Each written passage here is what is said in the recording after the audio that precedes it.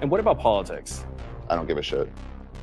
You don't find it a great I really don't care treasure about politics. trove of Some people material? do. I don't. I think the system is corrupt. Every time I'm walking on the street, somebody's like, hey, vote for so-and-so. I'm like, it's all corrupt. Anarchy is the only way we're going to change anything. Violence. Kill a politician. That's the only way you can change shit. What? Yeah. I mean, obviously you're joking. No. Are you serious? Yeah, voting is not going to make a difference. It has never. Not in 100 years. So what would you like to see? I'd like to see some politicians start getting murdered and reform this government. Oh my Do one that's God. not corrupted. I'd like to get business out of government, and they're not going to do it. So the only way to do this is start killing people. Isn't that exactly what Look you around the don't world. want? How has anything changed around the world? How has any regime change happen around the world? Violence. That's the only way. You think people in Arab countries are that much different than us? Yeah. Violence. That's the only way you depose a system that doesn't represent the people anymore.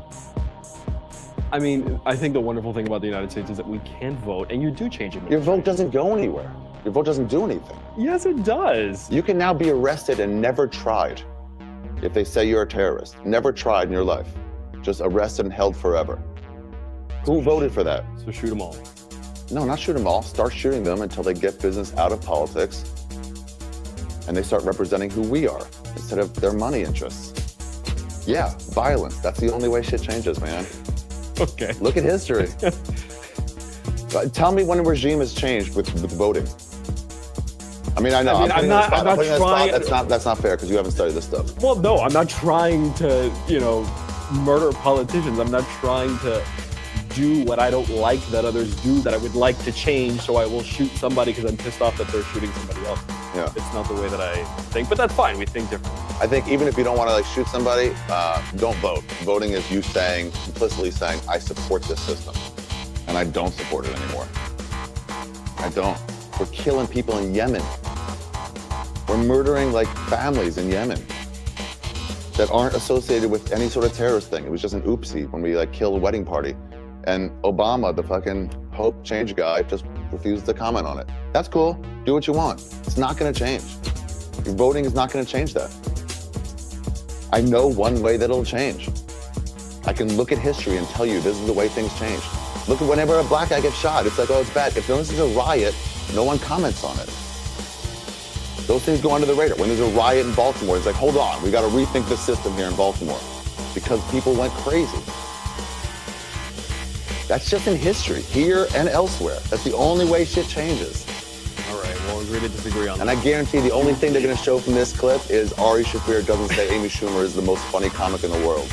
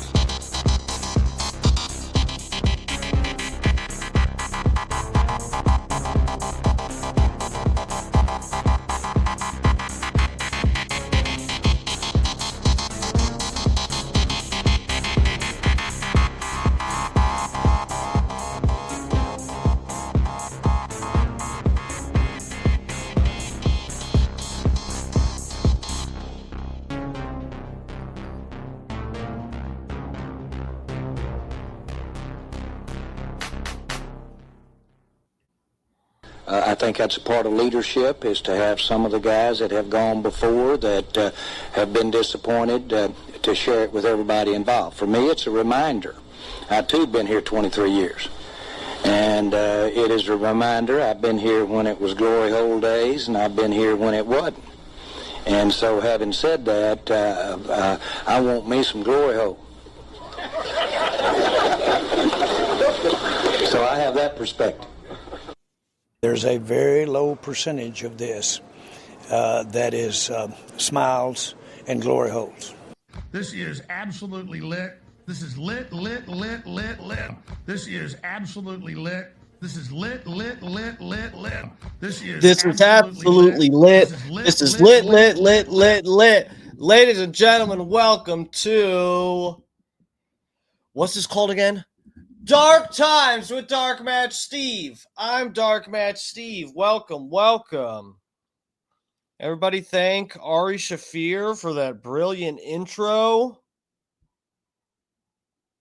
Very interesting take.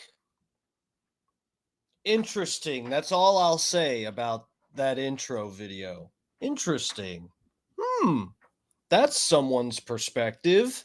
Interesting. How about that? I see an intro like that from Ari Shafir and I go, That's it. That's all I have to say about it. Literally, that's it. I just go,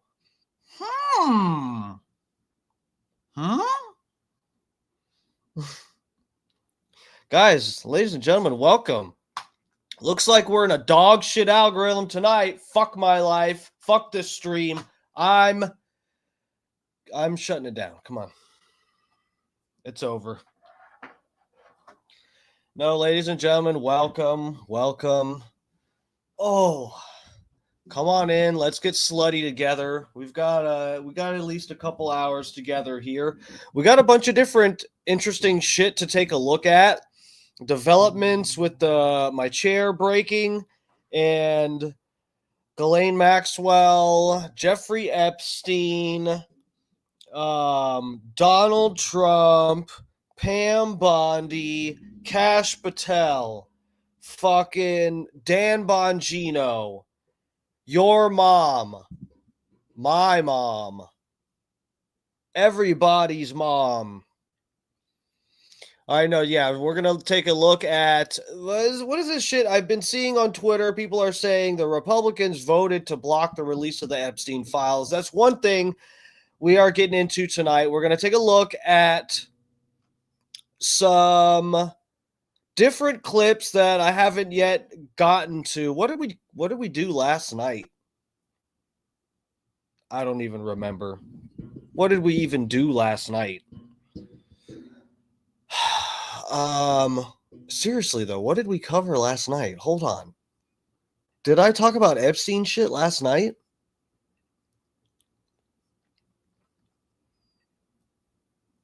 Oh no, it was the debate. That's right. Yeah, we covered the Israel debate between Dave Smith and Josh Hammer. So yeah, there's that. But yeah, we got a few Epstein things to catch up on. Just bullshit, but stuff that, may be relevant, interesting to stay up to date on. We may take a look at something interesting. I have talked to you guys on here. I could just do my own video. I really could, but I don't think it is worth the time for me to make my own video about this one subject that we may get into tonight. It's listed in my caption, the description for this video. It's listed in there. I'll say it. Terramar, the Terramar project. We may take a look at that Mouthy Buddha video tonight. Guys, I could do my own video on that. I feel like it would almost be, someone like Holyoke Joe would get in here and say, "Oh, Dark Match Steve stealing content again, playing someone else's video." Guys, is it stealing content more or less if I take the information from someone else's video, someone else's research that someone else already did, I take all that, make my own video pretending I never saw the other video, and say, "Look at my video, guys. Look at this information I know about. It's in my video." Is that stealing more than if I play the person's video on here, give them 100% credit, add a little bit of info, maybe I can't even remember everything they get into with this, but add a little bit of context with different stuff and maybe some information I think is relevant and related, and tell you, go support this person? Which is stealing more? That's like a serious question. These are the philosophies of streaming, okay? I could just steal all of the information and make my own video and be like, look at me, guys. I'm a content creator.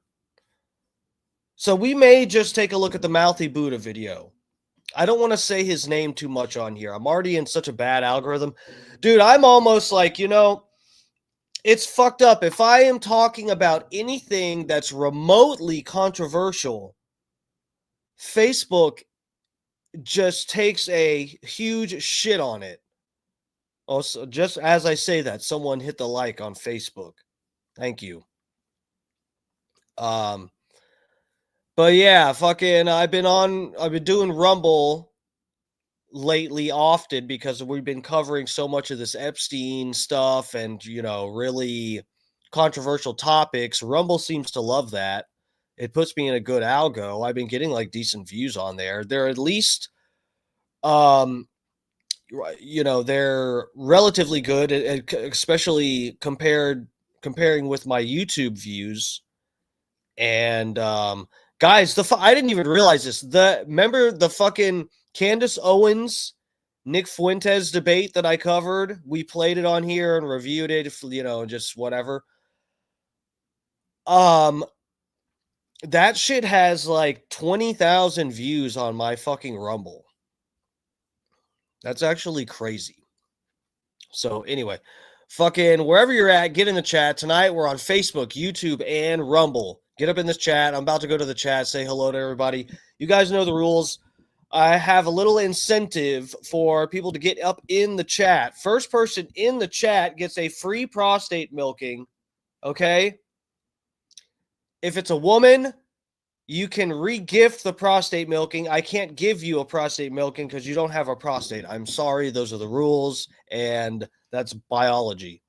Okay? You're allowed to gift it to a man. It makes a good Valentine's Day gift, Christmas, birthday, Christmas, Easter, Christmas, Hanukkah, Kwanzaa, or Christmas gift. It's perfect for every holiday. Did I mention Christmas? And then also, men, get in the chat. You get the free prostate milking. If you're first in the chat, you win it. That's your award, okay? You have to receive the prostate milking. You are not allowed to gift it to somebody else, okay? Don't make me find you. All right, let me get to the chat. Let's get this started. Come on, guys. Enough edging. This is like a pre-edge session we're having right here. We just stretch it out too long. We're already 13 minutes in. I've just been edging. Barely edging you guys. Brian from Philly, first in the chat. What the hell? This is your first time being first in the chat. Congratulations, sir. You win the free prostate milking. Whenever you're in Tampa, just come on through. All right, I think you know where I live. I'll send you my address. Brian from Philly, congratulations. First in the chat. Al Pacino, you were so close. He was so close. Al, I'll give you one, okay? You get a free one too, Al. He's so close, guys. He's always like second or third in chat or something, wanting to be first. He puts first for his message. He's not first. That's just showing how bad he wants it. I respect that. Sir, you win one too. Guys, I'm such a softie. I just, I try to be nice to the chat. Stacy G, I'll give you a free one too. You can give it to Bob because I like Bob. Your man, White Iced Tea milking. You're not first. Guys, come on. We gotta abide by the rule. I can't just willy-nilly give out everybody a free prostate milking in the chat. That's just ridiculous. That devalues the free prostate milking, right? That's economics. Michael Earl's in here. Welcome, welcome. Bob Cook, there you are, sir. I gave Stacy G another free prostate milking. You lucky dog. Donald Ferguson, welcome, welcome. Like Smash Bastards, my new band. No milking for you. Yeah, I cut it off. I gave out like two extra free ones tonight. We gotta enough of that. Yes, but smash. I don't know if you're talking about the like button. Smash the like button. Thanks for the reminder. Thomas Gilson's in here. What's up? Thomas Gilson. It's my dude. I see Thomas in every chat on the internet. Promo code Lummy's up in here. What's up, lover? Thanks for joining us. Dutch Duke's in here. He is royalty. He is a noble. Welcome, welcome. We are in the presence of nobility. Holyoke Joe's in here. What's up, Holyoke Joe? Holyoke Joe, guys, I can't lie. So Scott Starboard's stream started a little bit later tonight. I know everyone's fucking busy as fuck. If you have a life at all, you're busy. You fucking he's supposed to start at like 6. I think he was like 10 minutes late or something. So I was up in Holyoke Joe's stream today. Holyoke Joe, I can't lie. That was fucking hilarious. I was honestly, I said this in your chat. I was about to piss myself. That was so funny, man. Guys, Holyoke Joe had this guy come in and say, Joe, are your streams saved after you stream them? Are you still in here, Joe? Are your streams still available afterward? Are they recorded on your channel? Because today's stream was well worth keeping as a recorded stream on your channel, dude. That was so funny. This guy came up into Holyoke Joe's stream. I just got there. I didn't even see what happened. But I click on Holyoke Joe's stream, and he's going in on some poor bastard named Chris. Some guy named Chris in the chat that was allegedly, promoting his channel selfishly, the opposite of selflessly. And he didn't even say hi or anything. This guy just got up in Holyoke Joe's chat and was just like, hey guys, come follow my page, come see my channel and subscribe and all that. And Holyoke Joe goes to his page, and it's a guy who's like younger. Was he under 18? Did you say this guy was a minor? Either way, I don't care if he was making fun of a kid. It was so funny. Dude, this guy's videos were so bad. It was like, so he can play the piano fairly well. He was playing a few songs that you could recognize, and it didn't sound like terrible, but he would sing and it sounded like a retarded person. It was the funniest shit ever. And then Holyoke Joe started imitating the guy, and it was so spot on. It sounded like there were like 3 or 4 of this guy. It's so funny. Joe, your stream was so good today. I'm not lying, bro.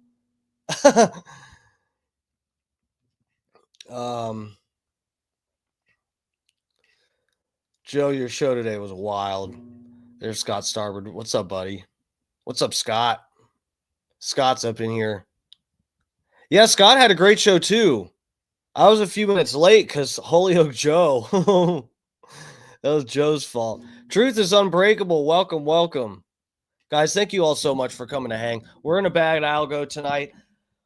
We're doing Facebook, YouTube, and Rumble. I wanted to do another, I haven't been on Facebook since last week live on there, and I normally have a few people, but I'm telling you guys, if it's anything that's like could be in some way tied to any related in some fashion at all, that someone would associate the topic of my stream with a conspiracy, I get put in the worst algorithm ever. And a lot of the time, YouTube gangs up on me with Facebook, and they both put me in a shit algorithm. I don't want to hear it, DMS. I started with 2 people tonight. Bro, I think the algos are not being kind to the littler streamers tonight or something. I don't know.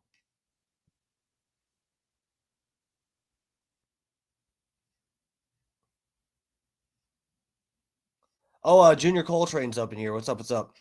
Scrolling down the chat, lovers. Scrolling down. Sniz.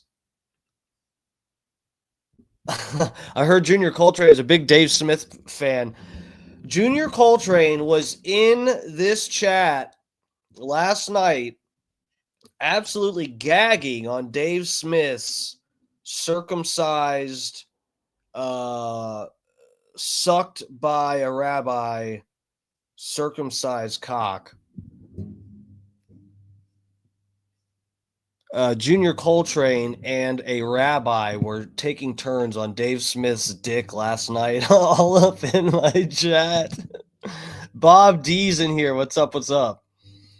Welcome, Bob. Bob D, I almost did a shirtless stream today, but I'm bloated right now. I did squats today, though, guys. I did squats. I haven't done a full leg day, like a squat leg day, since my vacation. Since before I left for vacation. I've done lunges, and I did like 2 sets of squats on the day I did abs.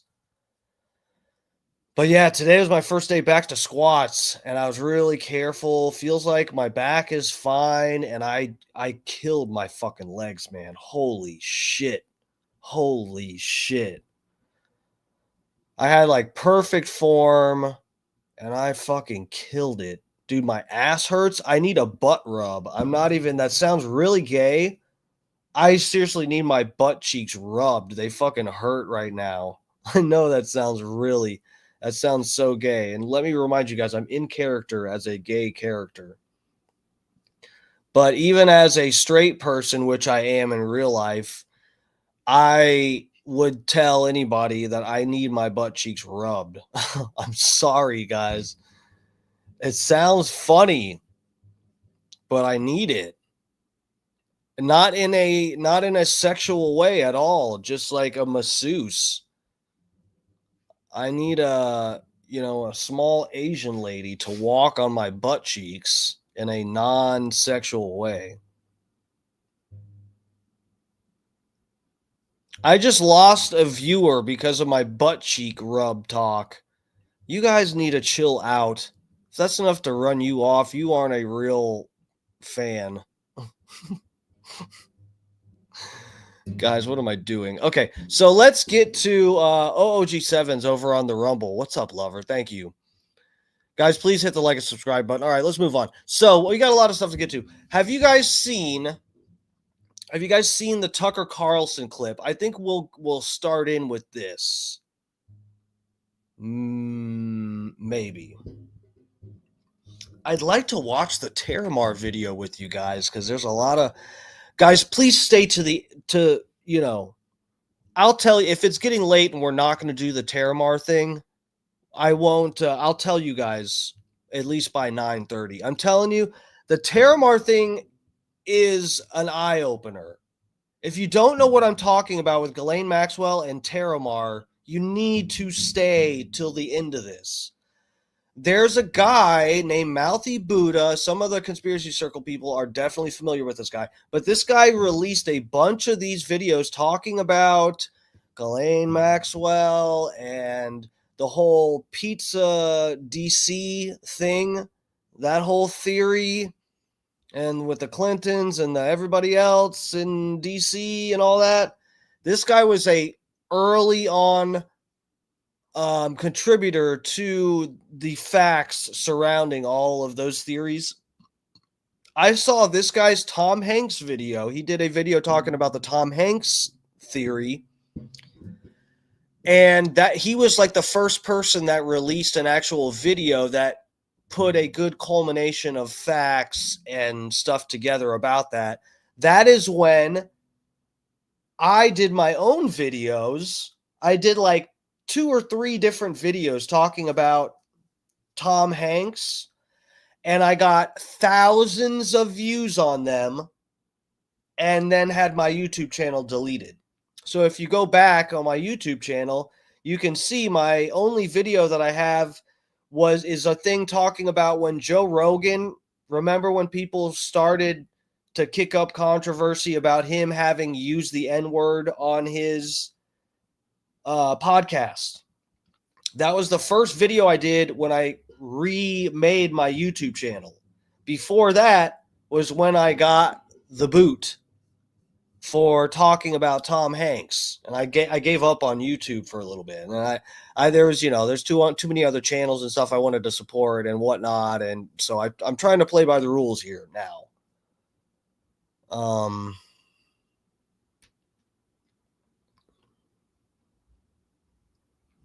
Snizzle Slizair, really? I saw a short on YouTube from DJ Delay talking about the Elon Musk posting that he has the Epstein list. I don't know it to be true in full disclosure.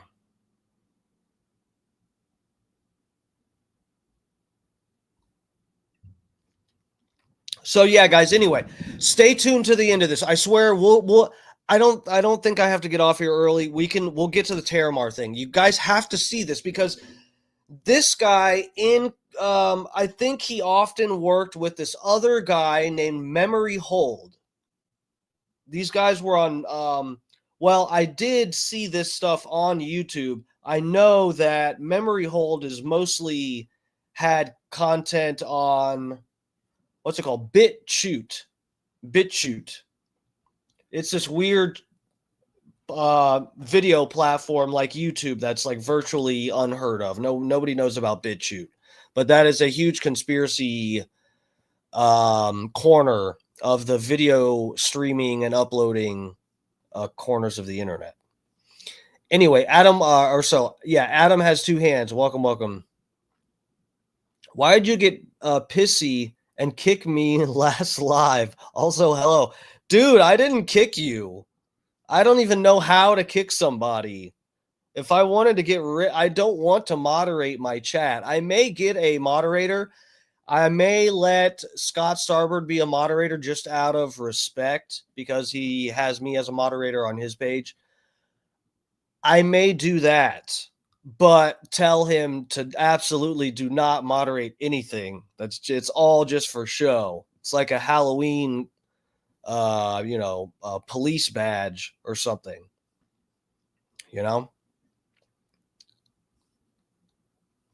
Fat Pig, what's the problem? Have a good night. Why are you leaving? Did I do something or did I skip over you in the chat? I said hello to you, I thought.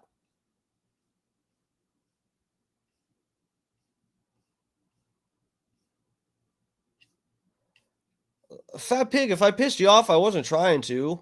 I hope you're not mad at me.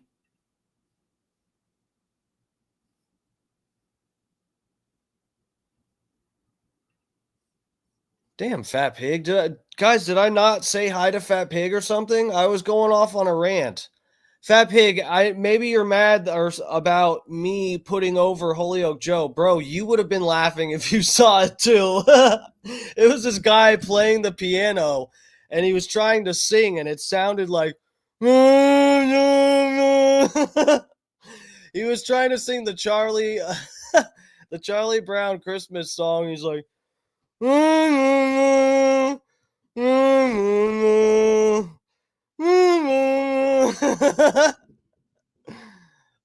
boom roasted. Fuck you. You know what? Leave.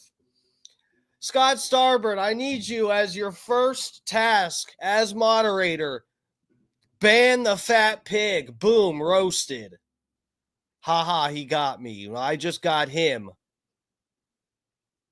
Scott Starboard, how do I make you a mod? Need you to get rid of somebody. What the hell? Okay, yeah, I think I have to actually go through my YouTube channel to do that. Okay, guys, we're fucking around way too much. We're never gonna get to Terramar. Oh fuck! All right, we're having too much fun here. You guys, stop having fun, guys. Quit it. Cut it out. All right, let's check in with a few different people. Oh Lord, that's a crazy. Oh, we've got something really interesting planned for tomorrow, and I don't give a fuck what algorithm I get into. We're staying true to the game.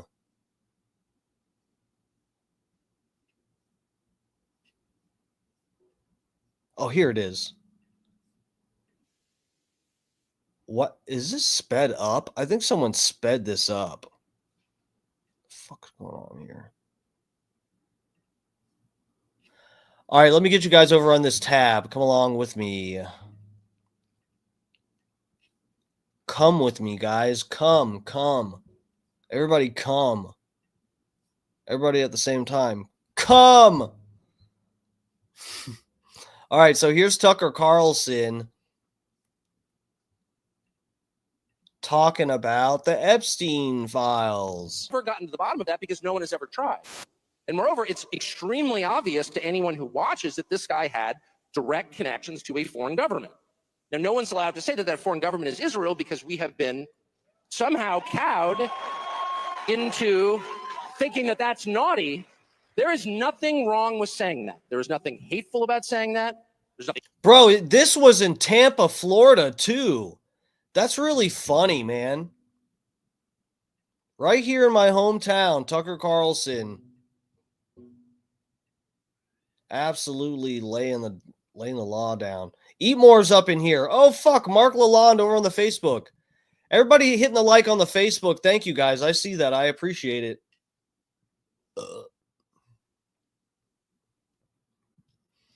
Fat Pig wants to be the first mod. He's the only person I've ever thought about banning from my chat. He wants to be the first mod. I'm kidding. I love you. What the fuck? Fat Pig as a mod? I have not even considered that. That might get out of hand.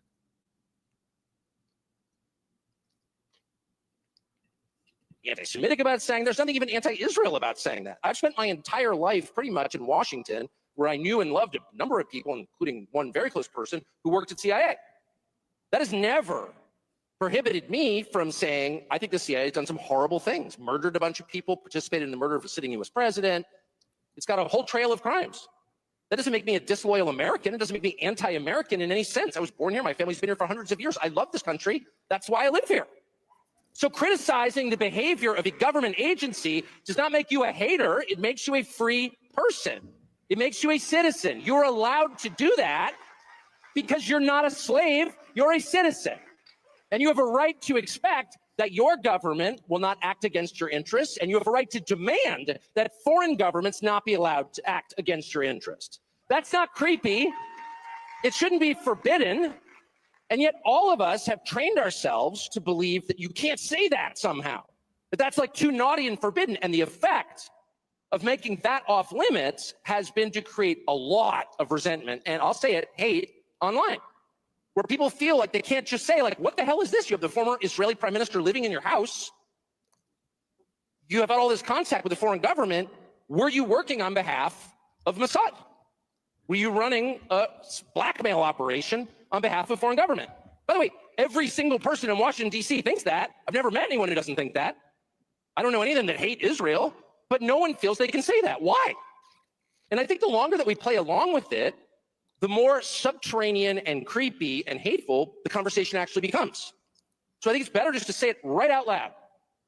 Did this happen? And of course, that question has been asked to the government of Israel, and their answer is, we're not going to tell you. Bro, it is crazy.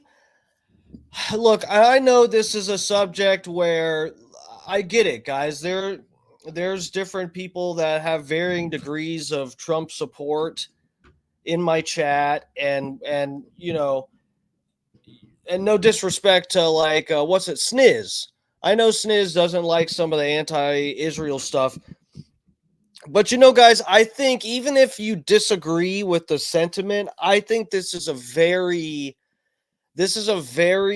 healthy thing for our society to be able to have this conversation.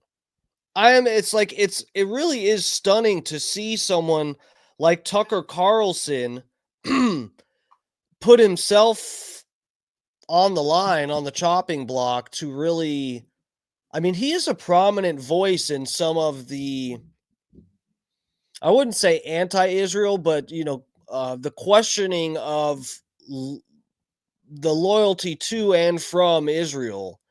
A lot of that has been inspired a little bit by some of the conversations and things that Tucker Carlson has been having and things he has said. It wasn't until Tucker, I forget it was, oh man, I'll never be able to remember this. He interviewed some congressman or something that explained part of AIPAC's relationship to Congress, how like every single fucking congressman, for sure, for the Republican side, every single one of them has an AIPAC representative. Every single one. Like, that's actually crazy. And a lot of people had no idea the kind of influence until Tucker Carlson had that interview with this gentleman. And I feel like there's something else. There's some other, one or two other clips that went around with him that I remember seeing relating to Israel and the U.S.'s relationship.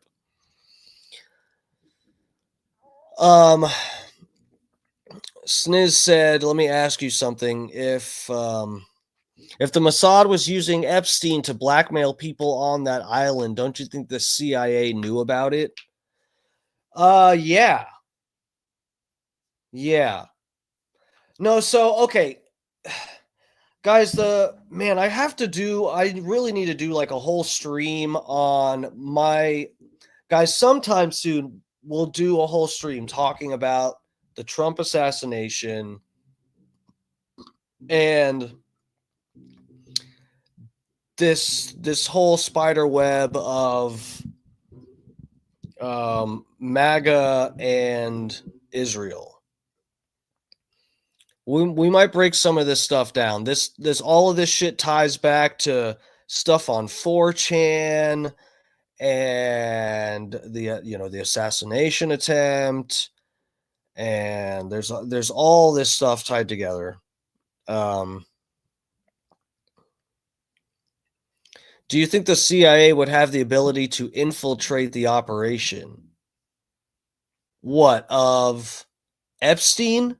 Well, the thing is, see, Sniz, and I guess we could take another peek at it, but it's likely that the CIA was part of it. Yeah, Eat More just said CIA and Mossad are one and the same. Yeah. CIA is involved, yeah.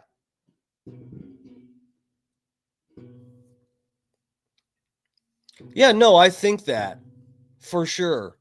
This is part of what I was, so Sniz, this is sort of some of it relates sort of back to what I was sort of saying last night, the conversation. What were we saying? Oh yeah, so the U.S.'s relationship with Israel, having and or treating them as our greatest ally. Shit, what were we?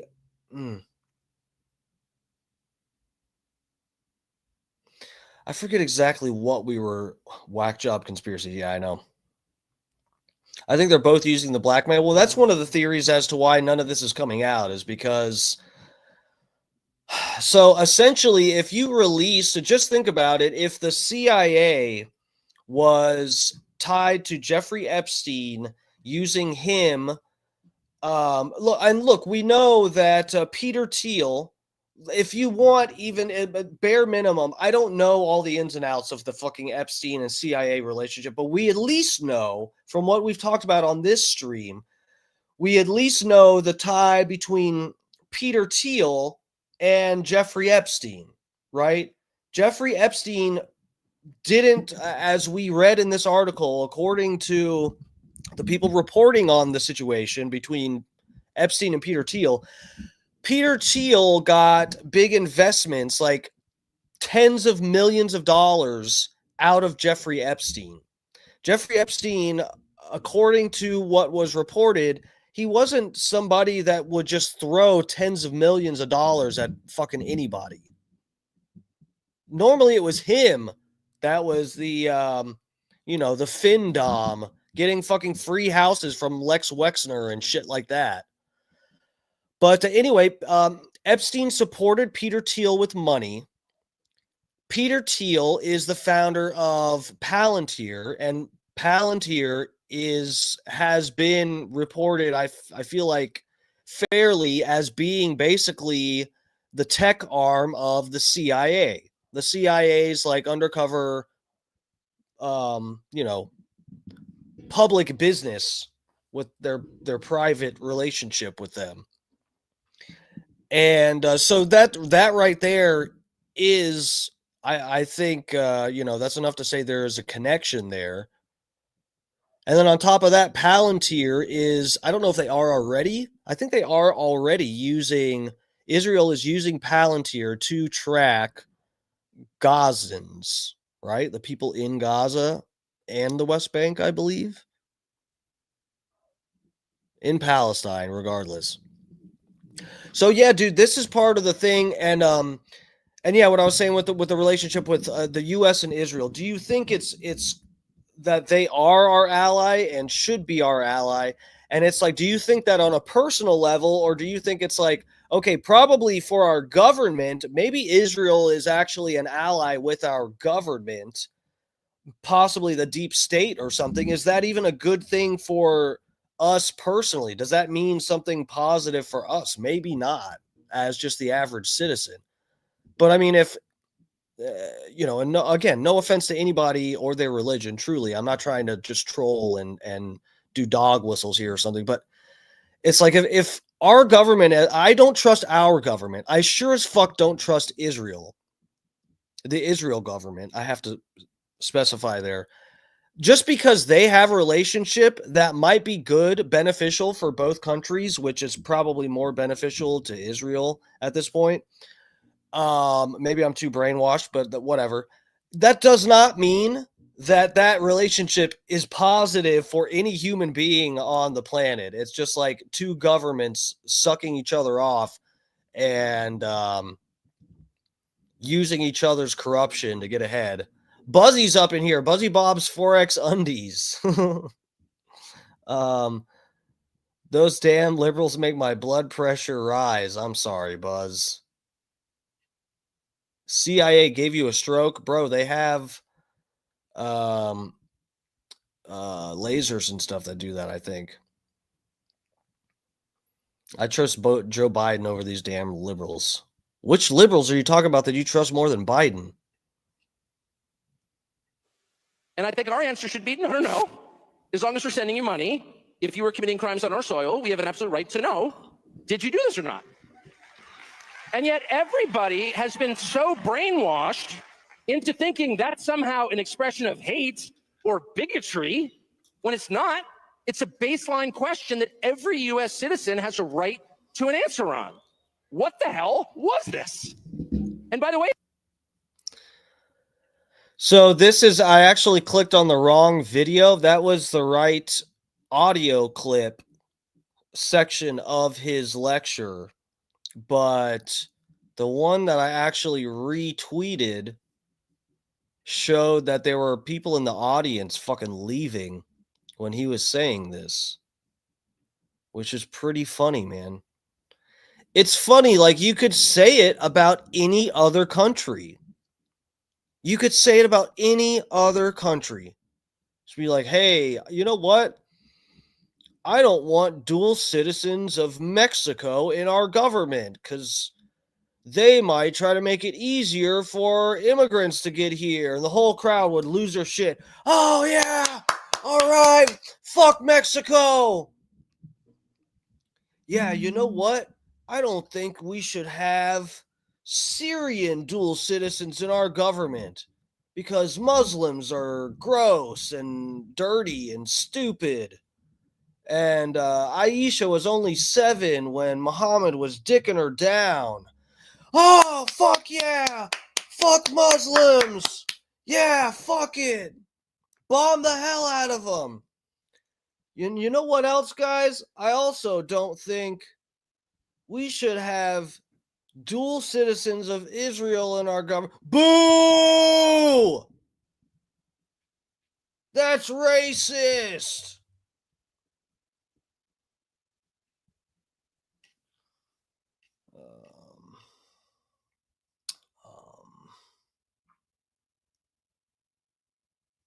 Oh, fuck that. That's funny. That got deleted. Did you guys see Azalea Banks tweeted out a picture of Conor McGregor's cock? Did everybody see that? I wish I could show you guys. I retweeted it, but it got deleted from Twitter. I guess it's because it was a private message. Azalea Banks, who is my favorite female rapper ever in the history of the planet, probably till the end of our race, our species. Azalea Banks is, I mean, if I say best female rapper, she's one of the best rappers. I don't even need to subsection it down like that. She's one of the best performers. She doesn't just rap either. She sings, she does all kinds of shit. She's multi-talented, very creative and enjoyable musician. Sometimes has crazy ass takes and gets kicked off of Twitter for talking shit to Elon Musk and stuff, which is funny. But she does like to talk about guys' cocks. I remember she outed Grimes for having DM'd her about Elon Musk, and apparently Grimes, according to Grimes, Elon Musk has a hog. Good for him. I imagine that. I mean, I guess if you're like, Elon is tall. If you're over 6 foot, I pray that you do have a hog. Cause I'm like a barely above average, but mine would look small. I'm only 5'7". It looks good on me. If you're like 6'5", mine would look like a micro penis on you. All right, let's move on from what are we even talking about right now? Oh yeah, Azalea Banks. Yeah, Azalea Banks got a couple dick pics from Conor McGregor. He sent them straight to her. It wasn't leaked from somewhere else. He sent her DMs and said, snitches get stitches, and sent her one of the pictures of Conor McGregor's dick. It was hard, and he had a small dumbbell, like a 1-pounder, hanging from it on a strap. Did you guys see that on Twitter? I'm 5'7". Yes. I know it's surprising that you can get all this sex appeal compacted into this size, 5'7" short king. I like the cock. Oh, sorry, wrong comment. I like the cock talk personally. That's cool.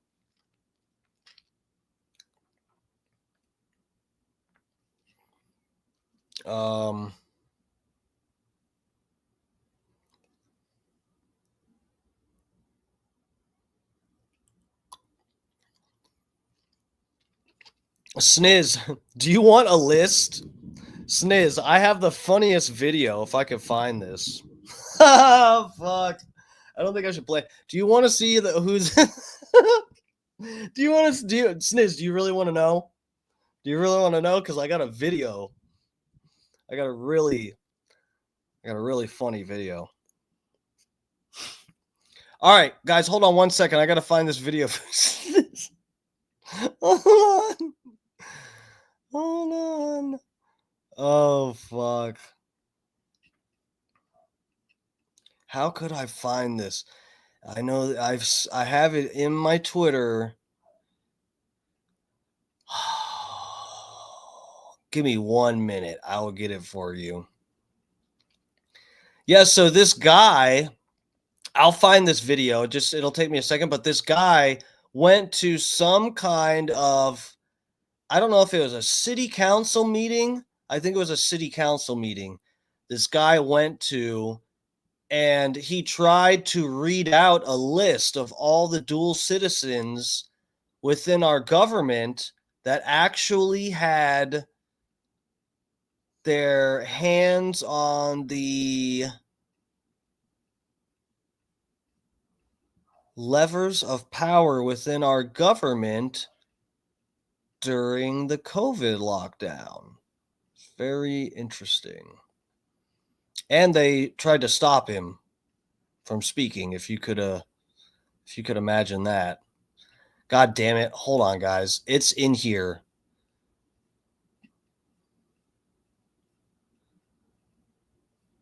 I should have just reposted it.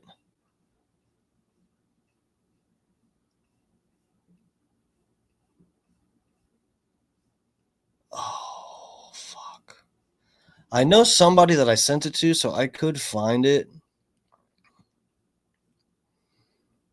I can't believe I have not played this on my stream. Let me see here.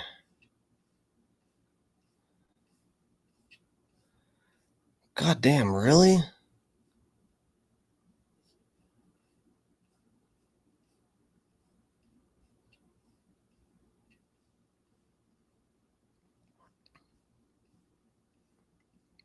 I'm looking for this clip still, guys. Give me just one more minute.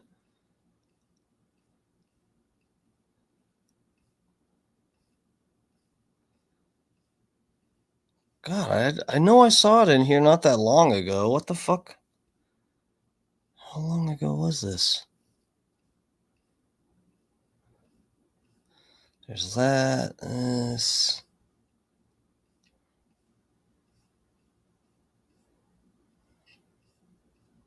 That's not it.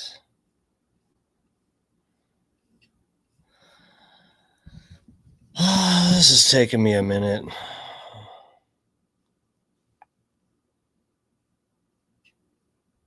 Oh, I think I'm close. Ooh, I think I'm close, guys. Hold on.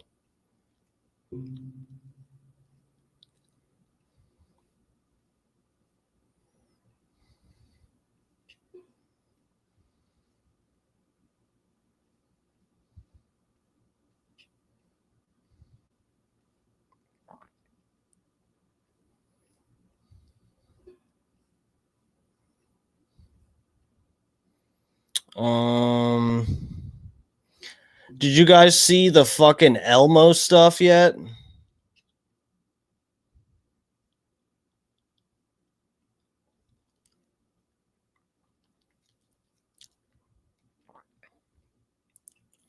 Where the fuck is this video? God damn it, Sniz.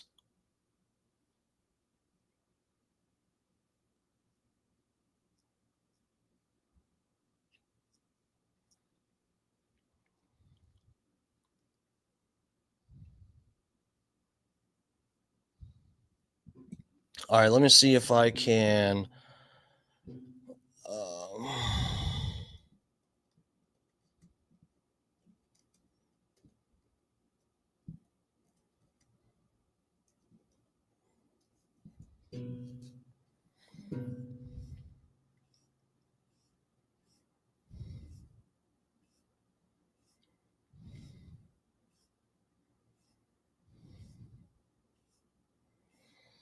Oh, it might be on my Instagram.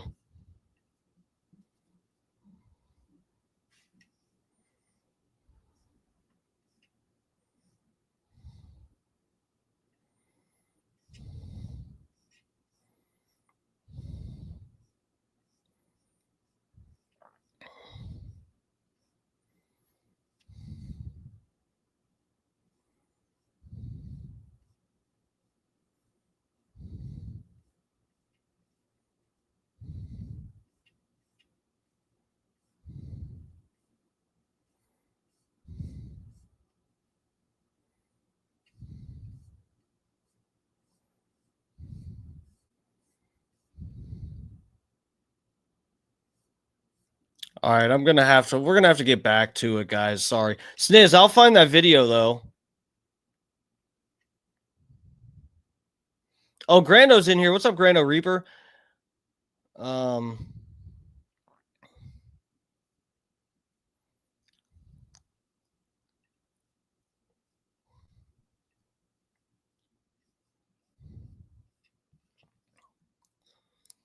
right, let's go back to Twitter.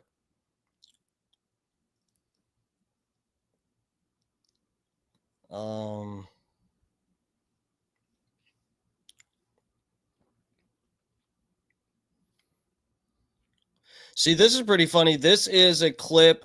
This is fucking everybody switching the game up.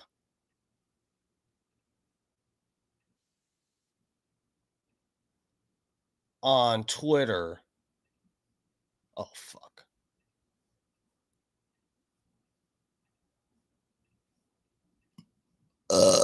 Bro, look at how everybody's fucking tweets.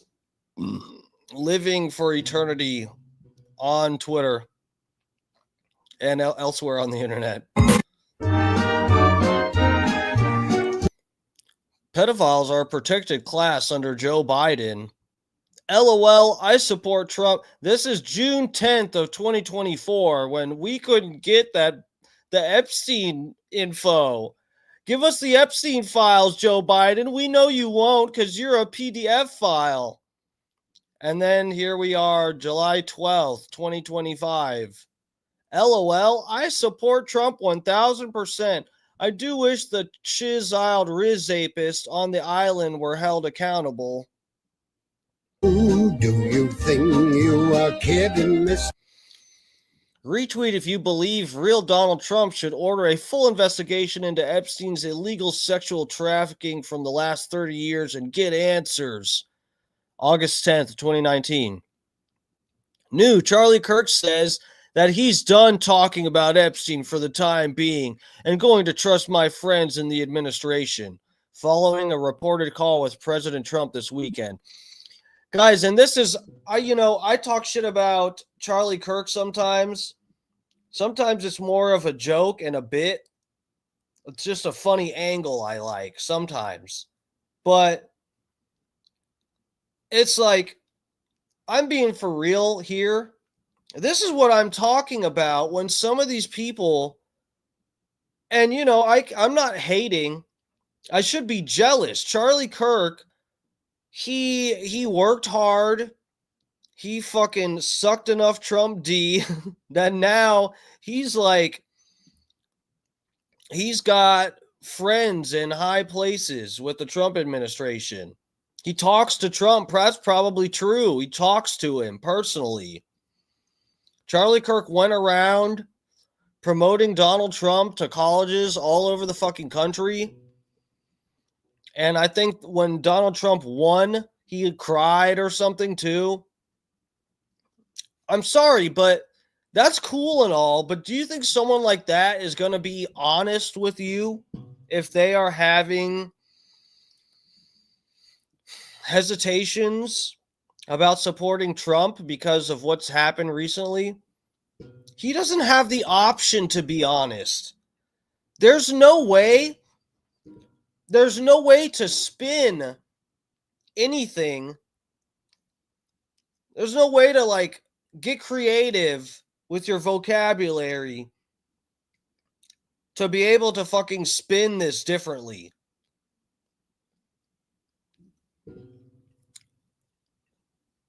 If you're Charlie Kirk, you can't. You've invested too much time into being MAGA, into representing MAGA. You don't have the option to go, oh yeah, you know what? This is fucked up. How many people actually voted because they were dumb enough to think that Donald Trump would release the Epstein files? He doesn't have, those words aren't in his vocabulary. Hitler, if you think we're on the run. Mila Joy, release the Epstein files. Mila Joy again. Just, what is it? What's today? The 15th? Yeah, just a few days ago. This was January of this year. Now we have just a few days ago. Agreed. And if Dan Bongino, I'm assuming, says there's nothing to the Epstein files, I believe him. Because you're fucking stupid. We are the boys who will stop your little... This fucking cat turd person, I think this is CIA. This fucking cat turd page is CIA. Look at this. Even I followed this page oh, this is kind of funny. It's just a cat and it's tweeting this shit. And so it's a person that can kind of maintain an anonymity. But here we go. January 11th of this year. If you're in any government and you're protecting gang Rizapists and PDF files, there's 100% chance you're a PDF file. Uh-oh. Just a few days ago, July 12th, here we go. This account says Trump's a PDF file. Imagine believing this piece of shit troll. Are you seeing it now? So it's funny. Cat Turd, he's replying to somebody who's calling Trump a PDF file because he is clearly helping to keep certain secrets as secrets. Cat Turd's replying saying, "Oh, you think Trump is a PDF file because he's not releasing this info. You're just a piece of shit." Oh, well, here's you a few months ago saying the same fucking thing, but about Biden. We are the boys who will make you think again, 'cause who Here we are, February 25th of this year. Why hasn't Pam Bondi released the Epstein files? And we have July 8th. I don't give a fuck about Jeffrey Epstein anymore. That's good, man. Everybody's in lockstep. Just whatever your party does, you follow suit, guys. Don't go against your party. You don't want to have original thoughts, okay? That's very dangerous. do you think you are kidding, Mr. Hitler? If you think holding Pinot Americano. I haven't read this one yet. This is probably fucking stupid. You're all preaching to the choir. I called for Pam Bondi to be fired 4 months ago. Do you know what kind of replies I got? I was told I'm betraying Trump by saying that. Pinot was right again. Uh-oh, here we go. The MAGA king has spoken. Pam Bondi stays. If he trusts her, that's good with me. What, did you tweet this right before you had a warm glass of milk and crawled into a fucking adult-sized crib?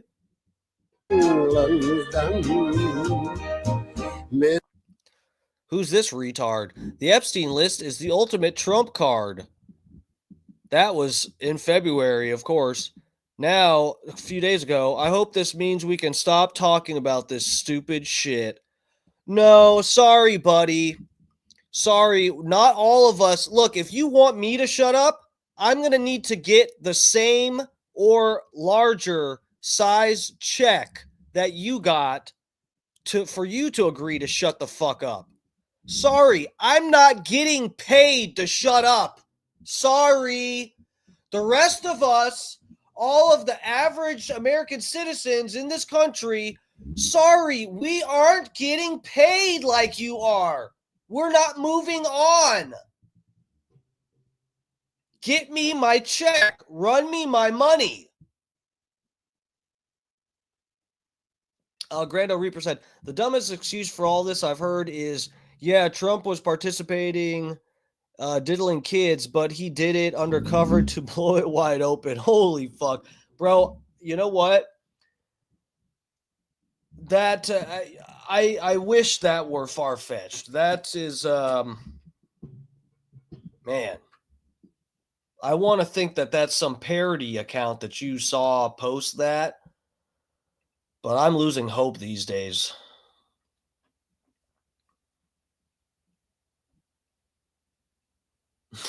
Trump closed the border. Anything else is extra.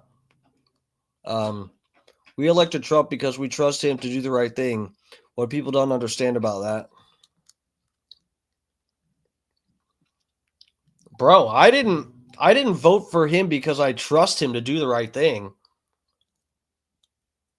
I just didn't like Kamala Harris's drunk, pilled up laugh, her fake laugh. Trump literally got my vote because Kamala Harris is just so clownish. That's it. No, I'm kidding. Yeah, dude, I was very open with you guys. I did not trust Trump going into this election.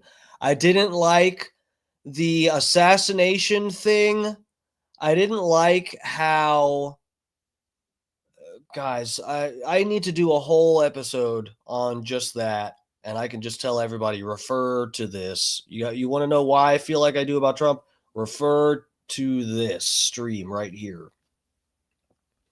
I don't trust him. I had hopes.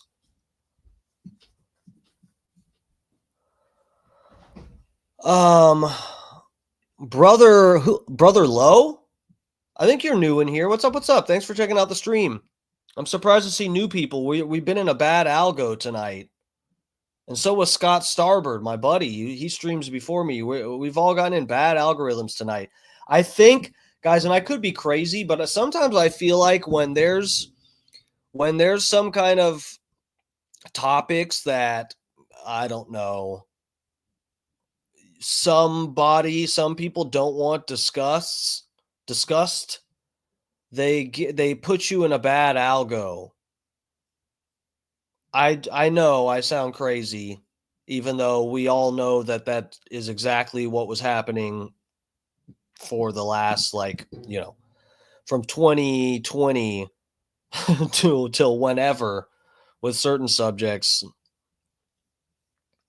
medical advice. We all know that that's true when it comes to that. But I know I sound crazy if I say that somebody doesn't want everybody discussing and teasing through and finding the truth about all of this. All right, let's get back to this. Oh, but Brother Low, thank you for checking out the stream, though, for real. I think all people are for the law only when it benefits them. No, that certainly when it comes to politicians, that's the truth. There's some of us that actually live in society and really try. If there's any laws that I break, they're victimless laws. It's something like smoking weed, which is about to be legal in the state that I'm in. Or fucking, running a stop sign because I can see that there's nobody anywhere around. Mr. Brown goes off to town on the... Yeah, sorry. I'm going to need exactly, at least bare minimum, what these people got paid in these that released these tweets. I'm going to need bare minimum that exact amount of money that they got to shut me up. And I know no one's going to pay me that, so we ain't shutting up. Okay. All right, so let's take a look at, I know Marjorie Taylor Greene responded to some of this.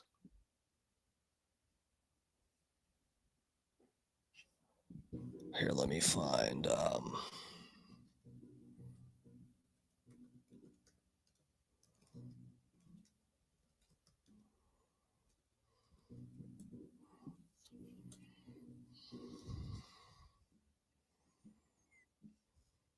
So if you go to Twitter,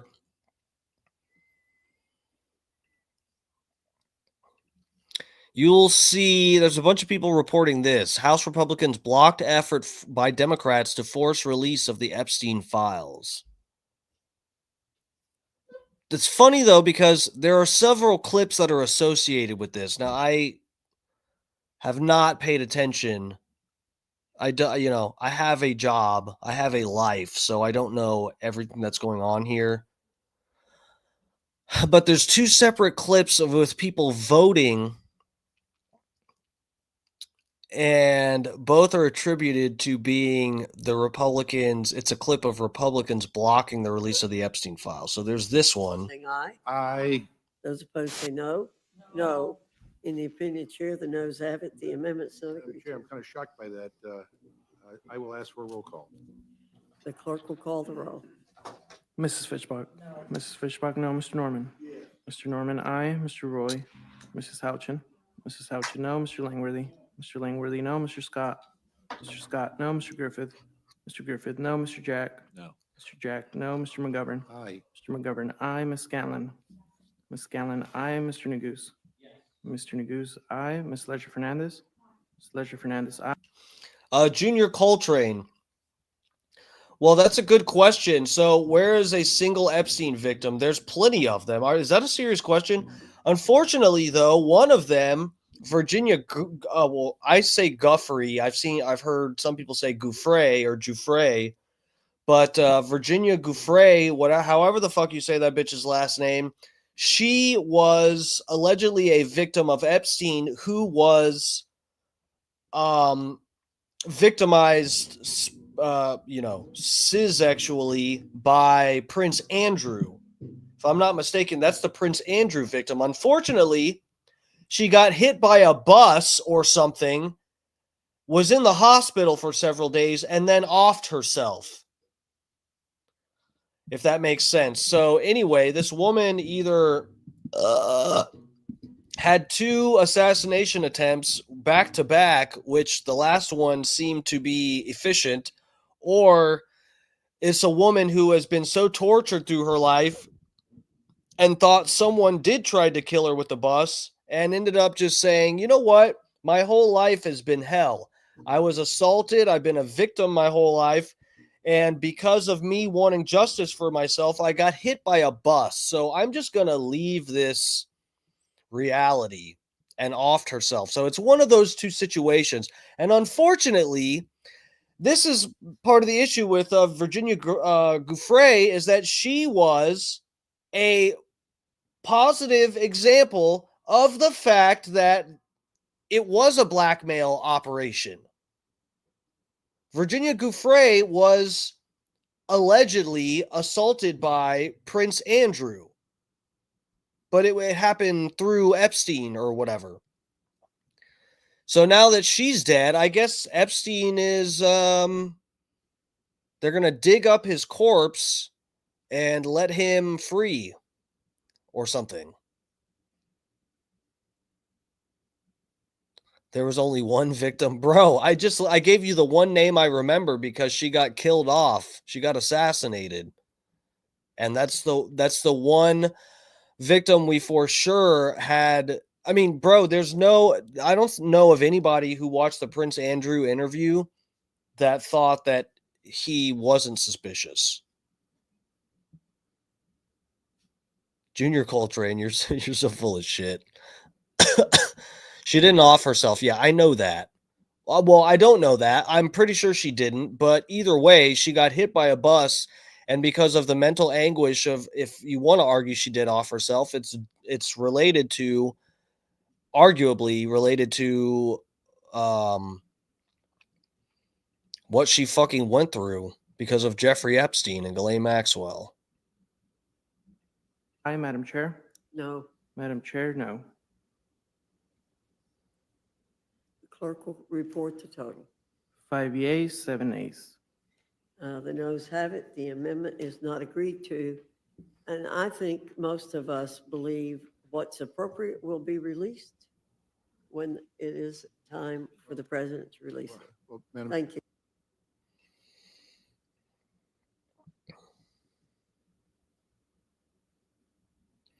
Bro, yeah, Grando Reaper, that's a fair point. Oh, K-Dog's up in here too. What's up, what's up? K-Dog, welcome, bro. Women lie constantly. Google it. Yeah, I know. You don't have to tell me that. Yeah, Kevin Spacey even tweeted something out today. I retweeted it. He was saying he wants the Epstein client list released. Release all the Epstein stuff. Bro, this is the same Kevin Spacey whose victims mysteriously died before they were able to go to court. And so on paper, what's his name? Kevin Spacey is innocent on paper. I've even heard attorneys reference Kevin Spacey as someone who got Me Too'd because, Kevin Spacey was accused of this and that, and he had all these rumors spread about him, and, he's a free man. I think he went to court for like one of them or something, but all the other, there was like at least 2 or 3 victims Kevin Spacey had that just mysteriously died and never showed up for court. Yeah, I thought it was, I was pretty sure it was more than 2 of them. All right. Yeah, so there's this video. Let me drop this for a second. I got to be careful with Twitter because I got lots of tits and ass on here. And also Conor McGregor's cock, which I would like to show you guys, but I'll get in trouble. Hearing none, the question.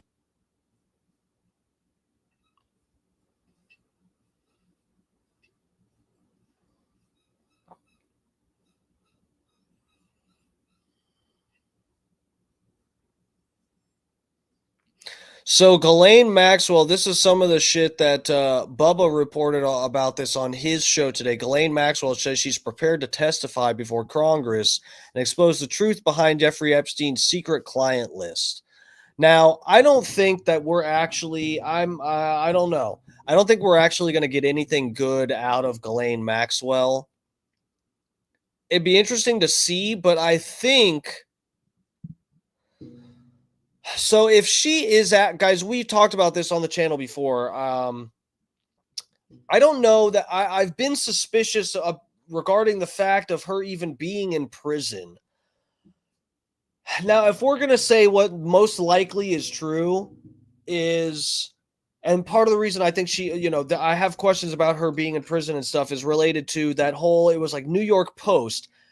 They did, it was after Jeffrey Epstein, man, I can't remember now. I think he was at least in prison, but I don't know if he was killed yet. I can't remember. I think it might have been after he was killed, but before Ghislaine Maxwell went to prison. I'm not exactly sure, but anyway, they released this picture of Ghislaine Maxwell. This was right before she went to prison, and it was her where Ghislaine Maxwell was sitting outside of an In-N-Out burger eating lunch. And it was proven that the media, whoever, photographers, editors, whoever the fuck at the New York Post, it was a reputable news agency that, a mainstream news source. It wasn't InfoWars or something crazy. This reputable news source edited this picture of Ghislaine Maxwell. They took the bus stop and replaced the advertising sign that was on the bus stop to make it something different. My theory on this is that Ghislaine Maxwell, initially my theory was, this would make sense that Ghislaine Maxwell took this picture and, had the people at the New York Post, whatever photographers, whoever took this picture, then edit the picture, the bus stop in the background, because it would clearly, I think she was avoiding showing exactly what time she took this picture. The whole point of changing this bus stop ad is to throw people off the scent of being able to know when she took this picture. Do I need to pull up this article again so you guys can see what I'm talking about? Hold on.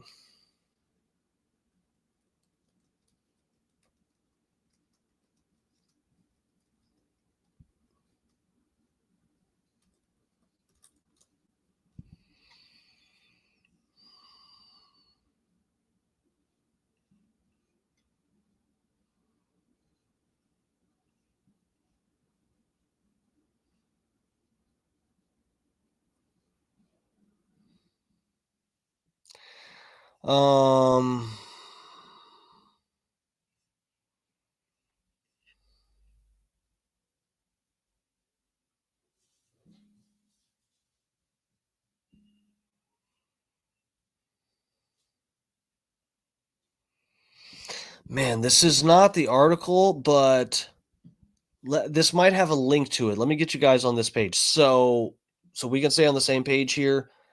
You guys will know I'm not completely crazy or pulling this out of my ass or something. Discrepancies in the photos of Ghislaine Maxwell at the In-N-Out Burger suggest they may have been photoshopped. So this is the infamous In-N-Out Burger thing. And you guys may be familiar, and we're going to get to the Terramar thing. Guys, I already had dinner. I can be on a little later. I hope you guys can bear with me. This is I know that it was a little rocky at the beginning, but this is going to be a fairly informative stream here. And we'll have a lot of things in the same spot. So this can be a good reference point if anybody's like, what was that thing? How do I tie all this shit together? Someone might be able to click on this video and make a little sense of it. Woman who hasn't yet been charged with a crime related to Epstein's alleged sex trafficking seems to have gone off the grid. She had left the home of a tech CEO she befriended and was nowhere to be found. The New York Post, so that's it, guys. It was New York Post. found her in the unlikeliest of places, the In-N-Out Burger in Hollywood, calling them the first photos since Epstein's death. So I was right. This was after Epstein got offed, or offed himself, but we all know that didn't happen. After Epstein was killed in prison, Ghislaine Maxwell had the New York Post release these pictures of her at the In-N-Out Burger. Guys, this is the thing, is this is all some kind of fucking scheme here. There's a reason for all of this, right? We'll probably never fully understand it. But this again highlights the amount of power that these people have, that you are just like, it's not even fathomable to be able to think like that you could keep up with all of this. Okay? There's no way to like properly fact check or track anything down when which we'll see later, guys, how Ghislaine had her fucking octopus tentacles in fucking everything. How does a human trafficker get the New York Post to release a fake picture? How does one do that as a human trafficker? They must. This is why the blackmail thing makes sense. I get people will do a lot, just about anything, for money. How much would a human trafficker have to pay you for you to edit a picture of her and release it, knowing that it's a fake picture and you may be helping a human trafficker get away with some crime or pretend that she was in a certain place when she was already way the fuck out of town? It's just like it's not even a graspable thing to think like a human trafficker got the New York Post, a mainstream news source, the New York Post, to release a fake edited picture of her. There's some fucking scheme here. The New York Post doesn't put themselves, I wouldn't imagine they would just put their credibility on the line for no fucking reason. I mean, either they got paid a good amount of money, or somebody at the New York Post went to the island. They're a participant in this fucking blackmail thing. Why else would they do it? How do you get a mainstream news source to release a clearly fake picture? Guys, it took nothing to figure out this picture's fake. Let's go down here so I can show you guys again. New York Post founder unlikely to place In-N-Out Burger. And then take a look at this. While reading a book, this is the thing too. The book she was reading was about CIA operatives getting killed. While reading the book about the secret lives and deaths of CIA operatives. The photographer told the Post that Maxwell was perfectly friendly, very lovely, and that Maxwell remarked it would be the last time she would eat there. So this is one of the pictures. Jeffrey Epstein's gal pal, Ghislaine Maxwell, spotted an In-N-Out Burger in the first photo since his death. So, guys, and we know, remember how I told you guys that they found this? There was a guy who lives in, I think this is Hollywood somewhere in California. There's a guy that knew what In-N-Out Burger, when this picture got released, there's a guy with black hair that his black hair was cut similar to this. And he was in California and knew which In-N-Out Burger she went to. And he went and took a picture as a joke. This is how this is so crazy how this was figured out, guys. As a joke, this guy went to take a picture at the In-N-Out with the same angle, not of this picture, but a different one. There's a different angle that shows the bus stop in the background. Let me see if they'll show it. They're not even going to show the picture.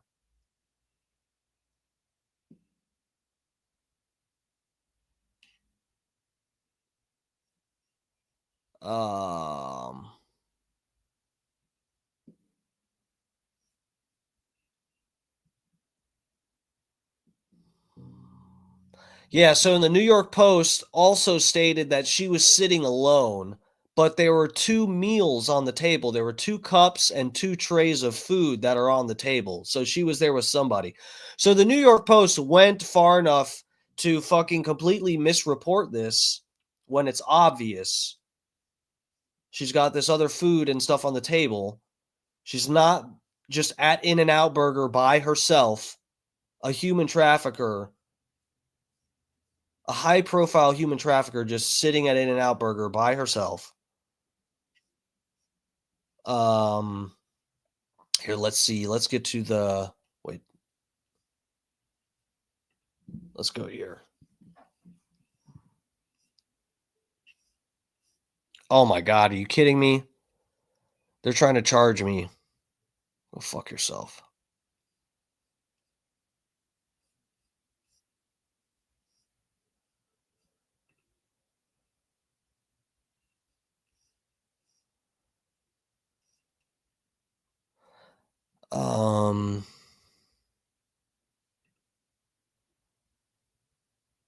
Okay, so I'm going to the New York Post. Let me get you guys on this tab with me. So here we go. Jeffrey, this is the original New York Post article that started all this controversy. Jeffrey Epstein's gal pal Ghislaine Maxwell spotted at an In-N-Out Burger in first photo since his death. So this is the first photo taking of her since his death. This was probably taken before his death even. She may have even known they were going to off him.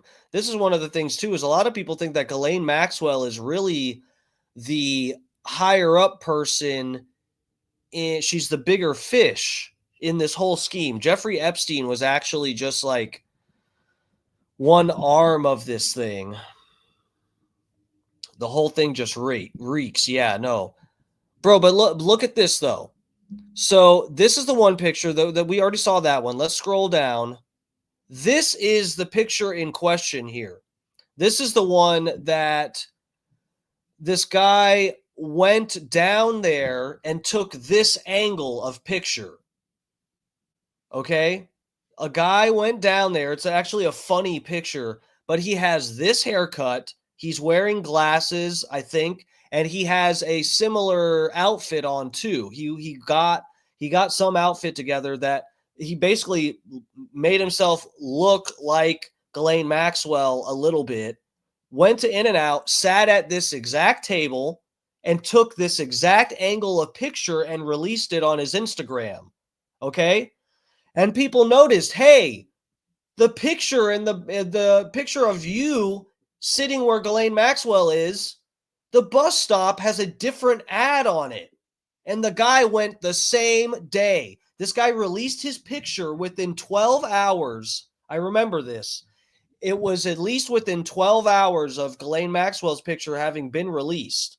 So the bus stop, it is unlikely that the bus stop just happened to change right after Ghislaine Maxwell took her picture. Someone came and changed the ad on the bus stop, and then the guy went and took his picture. And then someone actually dug into this and got in touch with the ad agency or whoever, the bus stop, the people that own this as ad space. And they asked them what ad, if this Good Boys ad was ever on there. And they said no. So this is obviously to cover up for where she actually is when she is actually there. She was at In-N-Out Burger, but probably not when they took this picture. Putting this ad here just basically makes it impossible to know where or when she was actually there. So there's some reason for that. And for the New York Post to go along with this, she's clearly was sitting there eating with somebody. They covered up the fact that there's 2 trays. They're covering it with this. The New York Post... Dude, the New York Post went out of its way to cover for Ghislaine Maxwell in this. There's some reason for that. Where's the other pictures? There's more. There's other pictures, guys. I don't know what.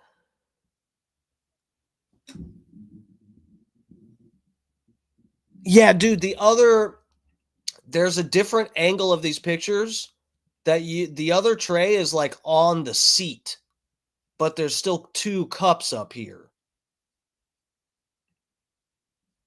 I don't fucking know. But that's fucking crazy. This blue, you guys don't know.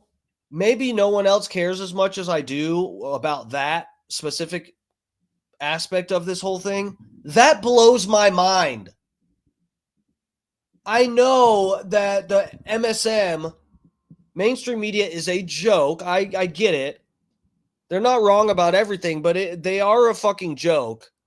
But you don't expect to actually see it plain in black and white that the mainstream media is covering for Ghislaine Maxwell. Whether they got bought or they're getting fucking blackmailed, they're doing work for this bitch, putting their reputations on the line. That blows me away. So it's possible she's trying to let Jeffrey Epstein take the fall for this shit. I know they were trying to appeal. I don't know if Ghislaine Maxwell actually has some kind of opportunity that she could actually get out of prison. It wouldn't surprise me, guys. It would not surprise me. They're saying there's no client list. And meanwhile, again, while I reported the other day, during her trial, that what she's actually, I know she has like another trial or something, but the current charges that she's booked for right now, during that trial, she had her little black book, and that was kept secret during the trial. It was not allowed to be public. I think the jury was allowed to look at some parts of this, of the little black book.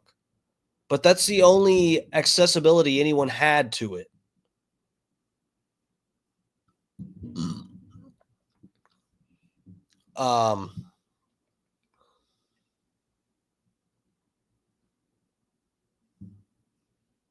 Okay, let me pull up. Let me get you guys back on this tab with me. Okay. This is sort of on the heels of something else that a lot of people are asking questions about. And because we've been lied to by our federal government for so long, I feel like there's some type of like there's a pain point, right? And a pressure cooker that gets heated up on issues like the Epstein issue, right? And obviously that's something that's taken over a lot of the online dialogue. I have a question here about it that concerns either testifying or testimony for Ghislaine Maxwell potentially before Congress, or if you would support members like Marjorie Taylor Greene or Anna Paulina Luna on the release of subpoenaing the Epstein documents from the DOJ, whether you would support either of those. Yeah, I haven't talked to Marjorie or Anna about that specific subject, but I'm for transparency. We're intellectually consistent in this. We look, Reagan used to tell us we should trust the American people. I believe in that principle. I know President Trump does as well, and I trust him. I mean, he put together a team of his choosing, and they're doing a great job.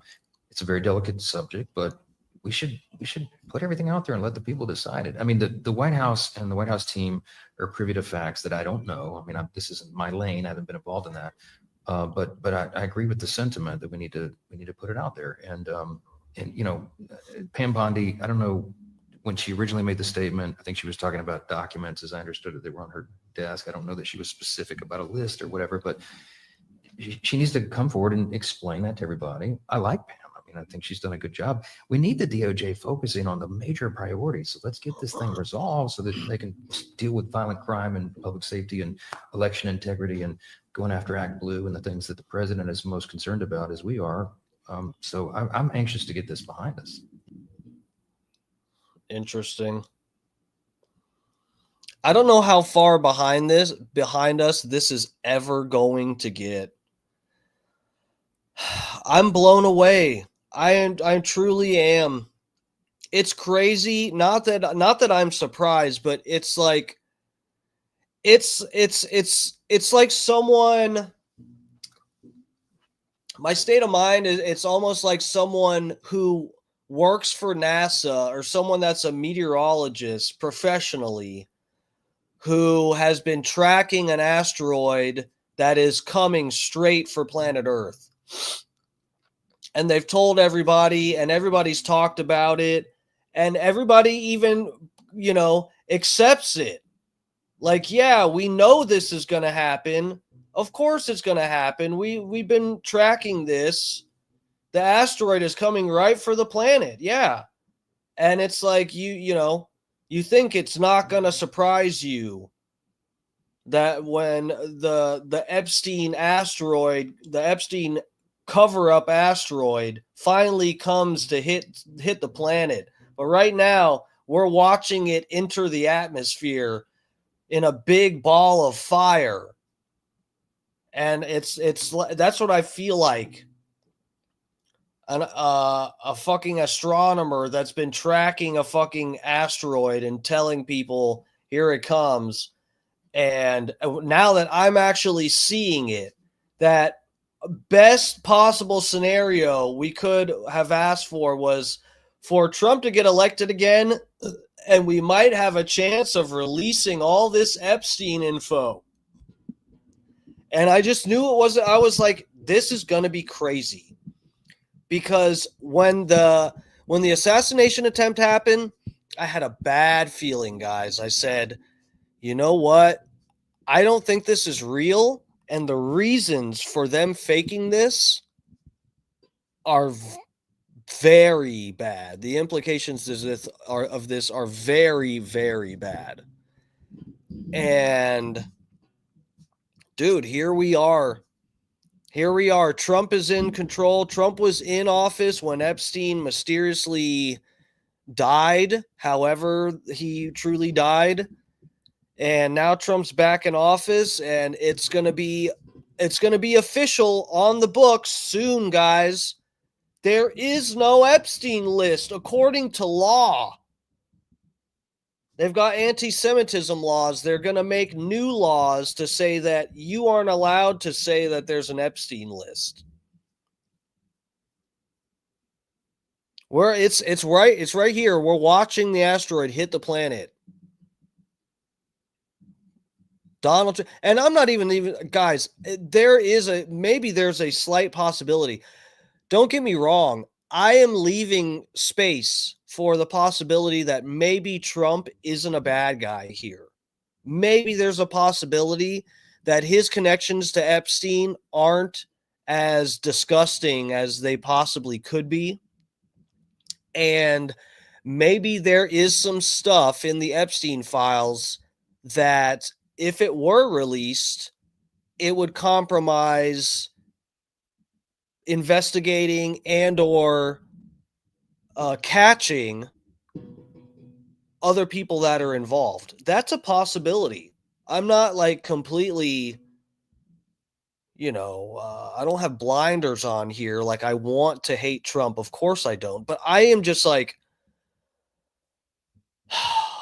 I've just had such a bad feeling about this, guys. And I've been telling you the whole time, just like, you know what? I'm sorry, Kamala Harris, I couldn't take it. There's no way, you guys, I probably wouldn't be doing a stream. There's no way I could I could actually intellectually, emotionally handle the country being run by Tim Walz and Kamala Harris. That is fucking scary. That is clown world. I'm sorry. I know there's some people that they feel the opposite, equally to Trump. But, dude, yeah, man, I told you guys, I didn't want to vote. I wanted to stay out of it this time. I truly wanted, I said, I just want somebody. There is no option to pick a president that just has no relationship to Epstein. We had Trump on the ballot, was friends with Epstein. There was RFK Jr. on the ballot, was friends with Epstein, was on the Lolita Express. His wife was friends with Ghislaine Maxwell. And then Joe Biden, who I don't know if he was friends with Epstein, but he sure doesn't have a problem sniffing and pinching little girls' titties during a photo shoot. You may as well be Epstein's friend. I'm just like, I'm disgusted, man. And here we are. We're never going to get anything. What a fucking joke.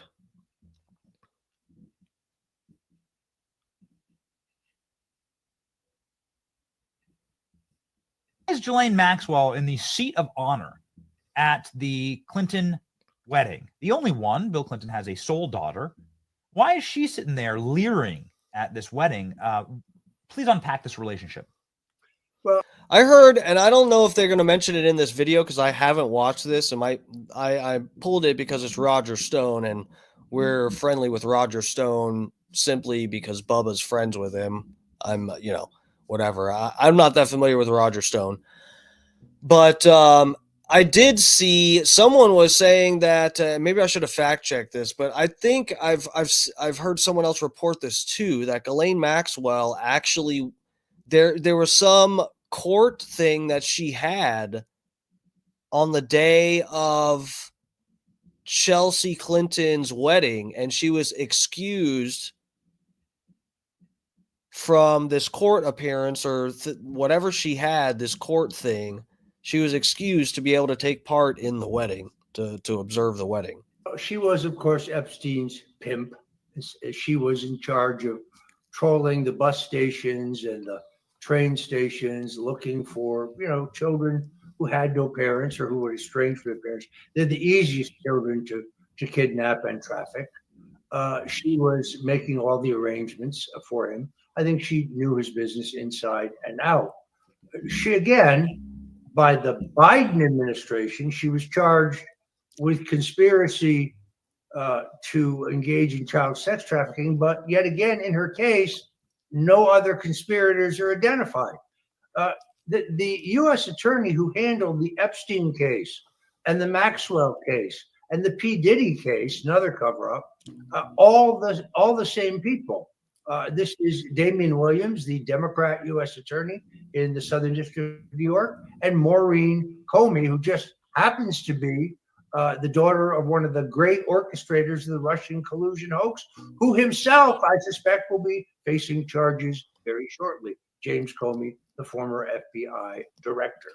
So I would really love to see Maxwell testify. I think we would learn a lot. But what we learn is going to exonerate President Trump. I'm sick of this claim. Oh, Trump is in the files. I've seen the files. Yes, it's absolutely true. On one occasion, Donald Trump and his wife Marla Maples and his daughter Tiffany flew from New York City, actually Teterboro in New Jersey, to Palm Beach on a Friday and flew back on a Saturday. That proves what? We have the testimony both written and in a 6. So I saw what's funny about Roger Stone, and again, this isn't proven, allegedly, whatever.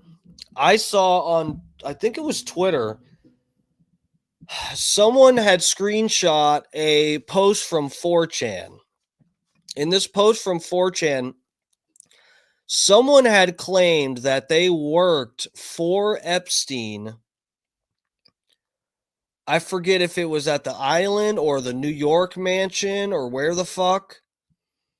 But this guy claimed that he worked for Epstein, and there was stuff he was taught. I don't remember what. I feel like there was something in this post where he did give some info that maybe could have been publicly accessible, possibly. I don't know, but it was, stuff I had never heard of. And he mentioned in this that Roger Stone was part of the whole Epstein thing. He said that he talked about seeing somebody that was fucking an underage girl, and the person had a tattoo of Reagan on their back. I don't remember if he said that he had a mask on or something, but he was saying that it was Roger Stone was banging some kid that he's in on this. This is all allegedly. I read this from 4chan. It was a screenshot from 4chan. I'm not saying it's real. Let's go. Our interview I did with Virginia Giuffre, who said that Trump was only in Epstein's home once, and that was for a public event, for a charity event, and he acted like a perfect gentleman. There was some deposition material that was released approximately 1 year ago, 18 months ago, from some of the Epstein victims. And they were asked constantly about President Trump, and none of them even knew him or ever saw him. And this is like available in the documents. Anybody can go see him. But they were also asked about Bill Clinton, and many of them had stories about Bill, including one that says Bill Clinton liked him young, directly from Jeffrey Epstein. Some of the other victims say that they witnessed personally Bill Clinton on the island, and that they witnessed personally Bill Clinton leering and lurking about the island in mysterious rooms. These are the direct witness testimonies. These documents are public, Roger. I mean, nobody has to, you don't have, there's no illusion here. They're in black and white, and they were from the court. Epstein was a billionaire businessman, so he also did business with other rich guys. Duh.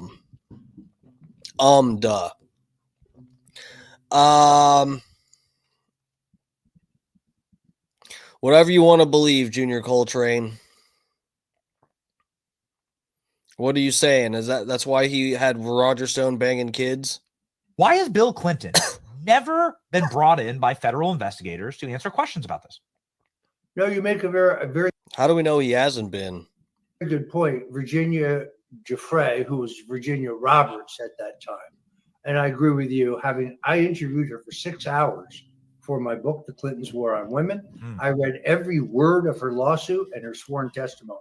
She most definitely did not kill herself, but she says very specifically that Bill Clinton was talking to these two 16-year-olds who had been flown in especially for his entertainment when she was told she had to leave the public event to have sex with somebody who Epstein was compelling her to have sex with. She also writes in her notes that it was always being filmed. So, yeah, I think Bill Clinton, given his track record, what do you think he was doing there? I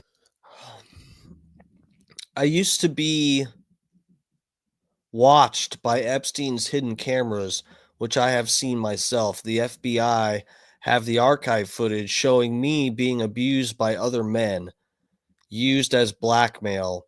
But he also, so this is some of her, this is supposed to be a quote from Virginia Giuffre. And again, this leads back to, she's talking about used as blackmail. She put this, these are her own words. Why would he was on the plane multiple times? He's on the island multiple times. He even borrows Epstein's jet to fly to Asia to pick up a multi-million-dollar check. Wait, who is this? Doing there. And why would he was on the plane multiple? Oh, Bill Clinton. Times. He's on the island multiple times.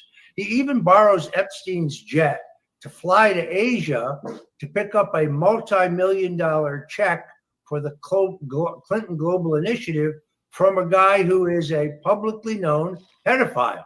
It's all in my book, The Clintons' War on Women.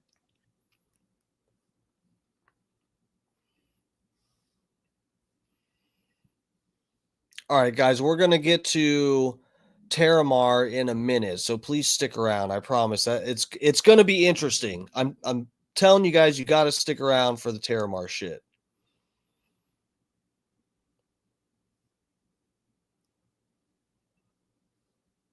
Jeffrey Epstein accomplice Ghislaine Maxwell is ready to reveal truth of the pedophilia client list as insiders. So why are Republicans blocking her? All right, so let's go to this.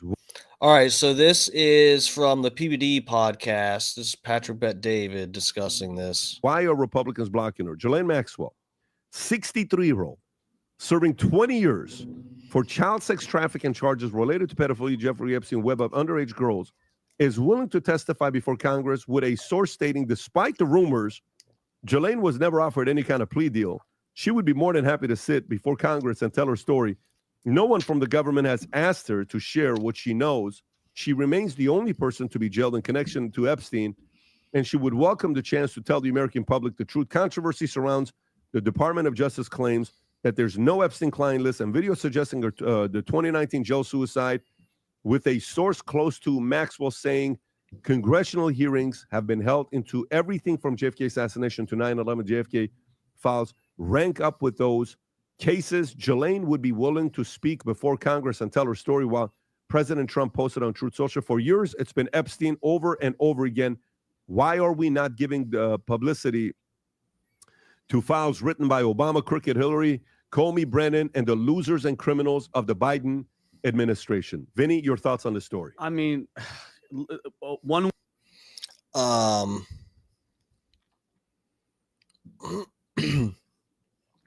There were some people in the chat I wanted to respond. Shit.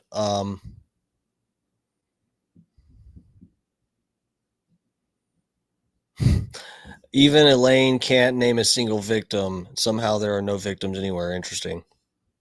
Why is she in jail? So, well, this is the point. She is in jail for part of it is for conspiracy, and this is one of the issues that they're saying. If you are, so we can look this up real quick. Can a single person be charged with conspiracy? Because to conspire, I mean, if it's just one person doing it, do you really call that conspire? I mean, conspiring for most people elicits the idea of there being multiple people. People conspire together.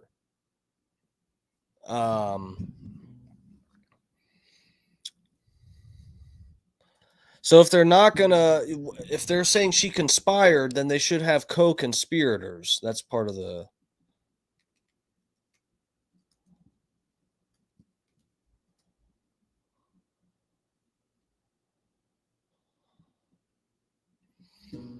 Oh.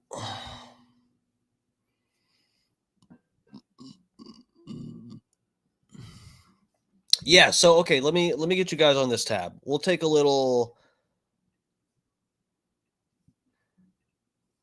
So Ghislaine Maxwell, former British socialite associate of Jeffrey Epstein, was convicted in December of 2021 on 5 of 6 counts related to sex trafficking and conspiracy to commit that.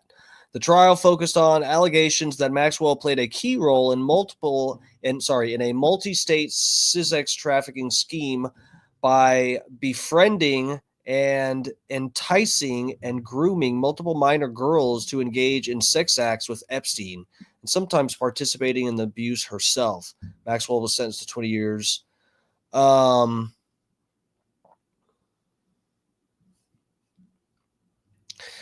See, dude, and this is what I'm saying too. I know I've mentioned this before.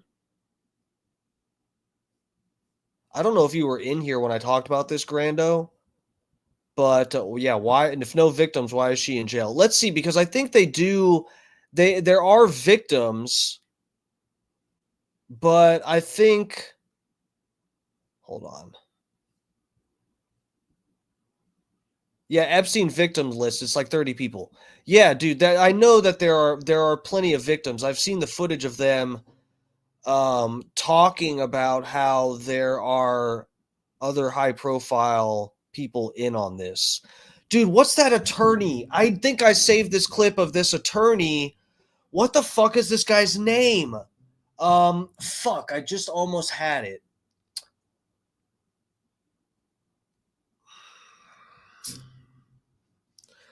This is some high-profile attorney that had some involvement in this and said that he guarantees there are high-profile people involved in it, and he has a gag order, and he can't tell us. Oh, man. He debated RFK Jr. on vaccines, too. I forget this guy's name. I can find this. I know I saved that recently. So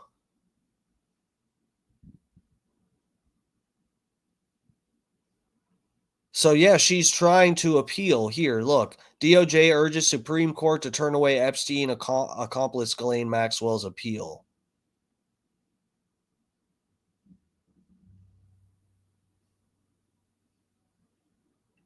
Okay, so this is from the Department of Justice. Fuck. Let me. Wait, are you guys on this tab with me? Yes, you are. Okay, let me go back to Twitter, check real quick if I can find this attorney, because I saw him talking about this recently and I saved it. I don't know how long ago this was, but he straight up said that, yes, 100%, this is a blackmail ring and there's high profile people involved, and I can't tell you.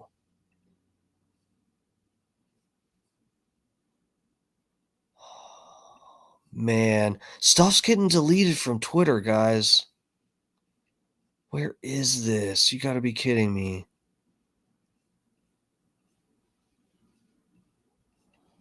Oh, man.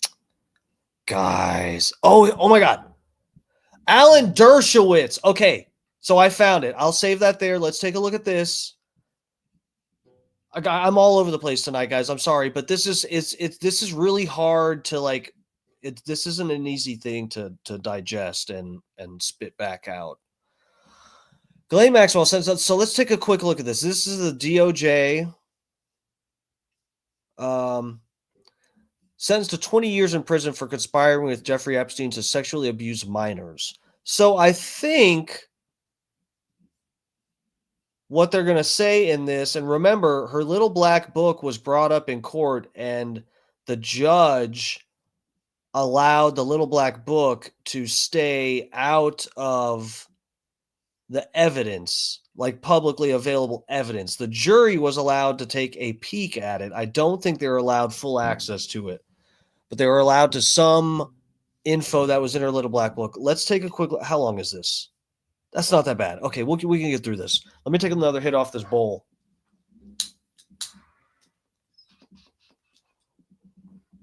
Okay. All right. Okay.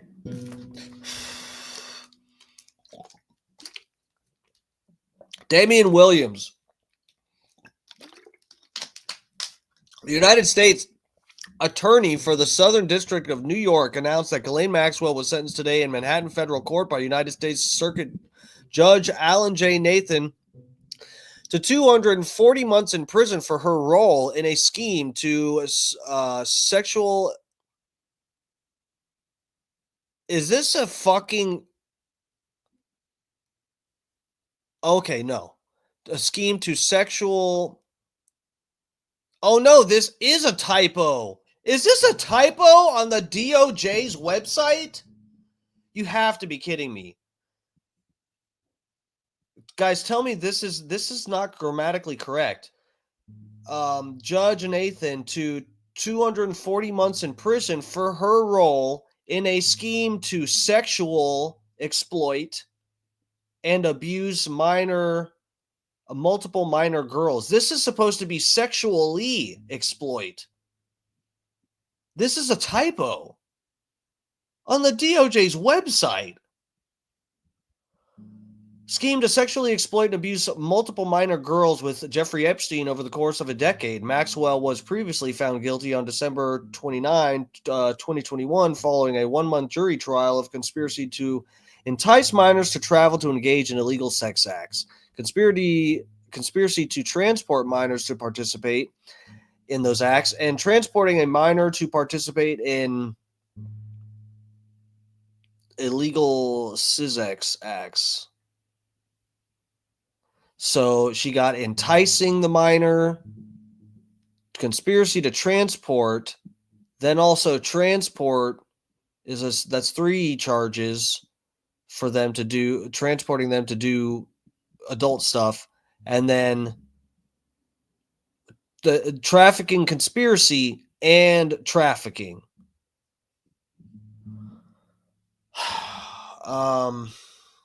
U.S. Attorney Damian Williams said today's sentence holds Ghislaine Maxwell accountable for perpetrating heinous crimes against children. The sentence sends a strong message that no one is above the law. That's funny.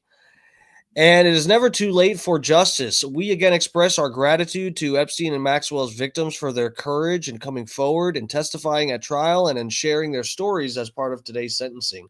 According to the allegations in the indictment, court documents, and evidence presented at trial, from at least 94 up into and including or about 2004, Ghislaine Maxwell assisted, facilitated, and participated in Jeffrey Epstein's abuse of minor girls by, among other things, helping Epstein to recruit, groom, and ultimately abuse victims known to Maxwell and Epstein to be under the age of 18.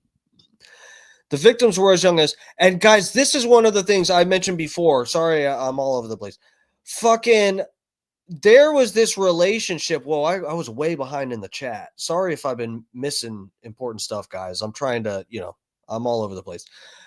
I'm telling you guys, there's no reason for me to make this up. I don't need this point to further some opinion about this. I don't, I just want the truth. I don't care. Okay?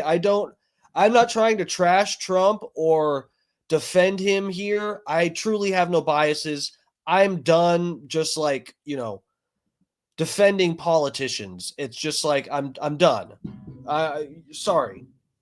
I got cured by this whole thing. I am cured. I'm done. But just in seeking the truth, I'm telling you guys, years ago, when I first started giving a fuck about any conspiracy related stuff, this wasn't right at the beginning, but this was maybe 4 or 5 years ago, around 2019, 2020, something like that. I remember in doing my, random looking shit up, somehow I stumbled upon something talking about Trump's ex-wife, Ivana, having some participation in the fucking procuring of women by Ghislaine Maxwell. There's a chance I'm wrong on this, guys, but I'm telling you, there's no reason for me to have this false memory. I'm pretty sure I'm right about this, but for some reason, and I've tried to look this up on the stream twice, I think, and I don't think I found it. The only thing you can find is that there's articles and stuff that, where it seems to be on record that Ivana Trump was at least close friends with Ghislaine Maxwell. Okay, she may have not helped, but that woman's dead right now, by the way. Guys, do you remember? Donald Trump's ex, Ivana Trump, died a couple years ago. And also, the day she died, Donald Trump or Trump Jr., one of the two of them, posted a video of Trump in a pizza commercial, which is symbolism. Hold on. Let me see if I can find this. It was some kind of pizza thing. Hold on. Uh-oh.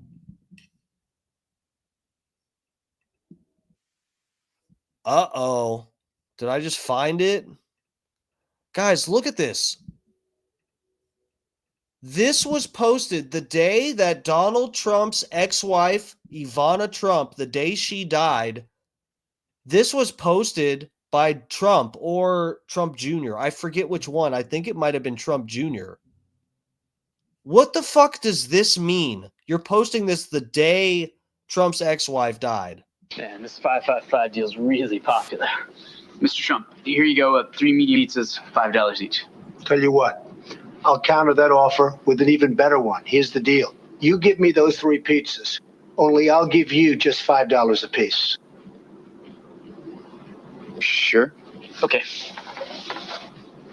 Still got it, Donald. Still got it. Call now and get 3 or more medium one-topping pizzas for just $5 each. Steve is kind of losing it here. Maybe I am, but what the fuck? Why would this get posted? And we all know the symbolism around pizza. Why would this get posted the day that Trump's ex-wife, who was close with a child trafficker, died? Oh, there's someone new up in the chat. Hold on a second.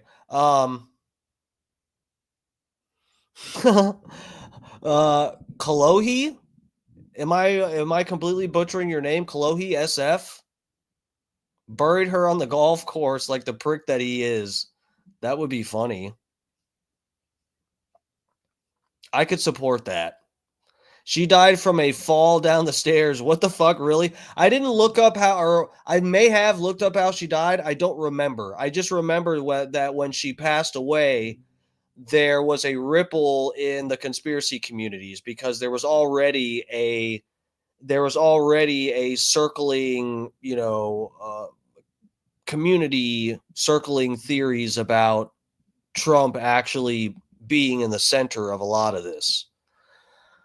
Oh, you got a few more chats in here. I'm behind in the chat. Kalohi SF, the medical examiner said her cause of death was blunt impact injuries, so the torso sustained as the result of a fall. Steve is waking up. I hope everyone is. I think that's what life is. We're all just waking up.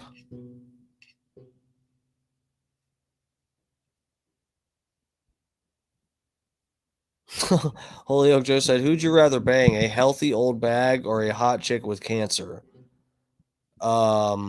Whichever one has the bigger cock. Good question, Joe. She died of cancer?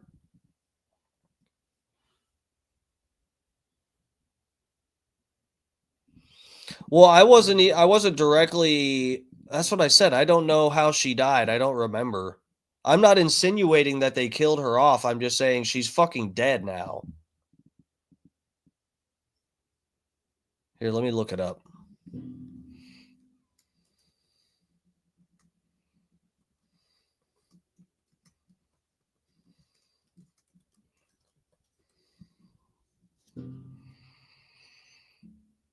Oh, it is from a fall. Coltrane, what the why would you say Junior Coltrane, you're a lying son of a bitch. Cancer. Who are you did you look up the wrong person?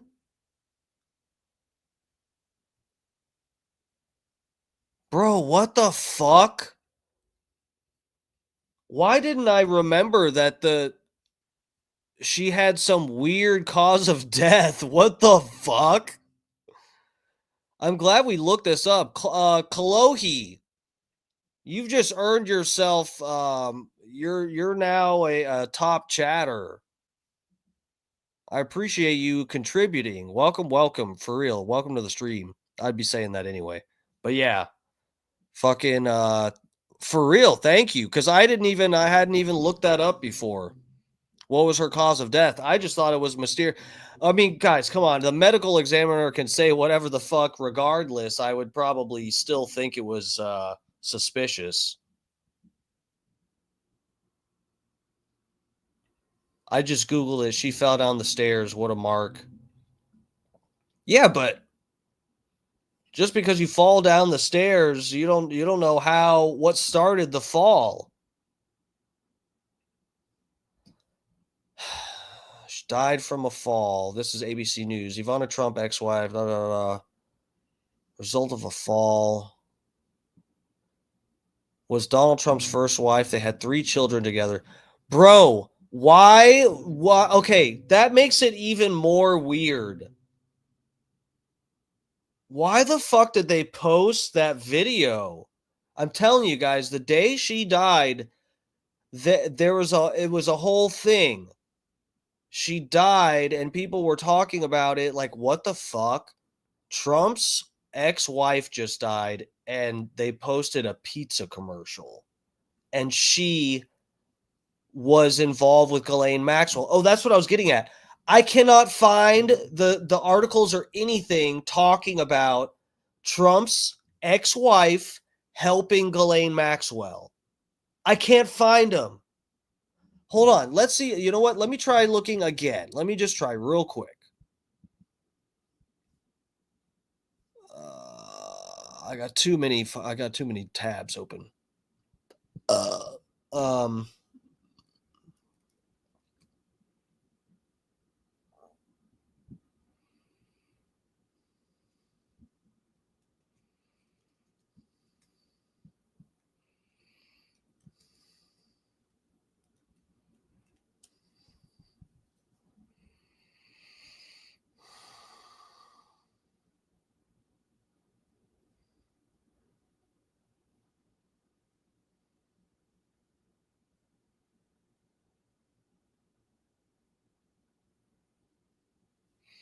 Okay, so let me get you guys on this tab with me.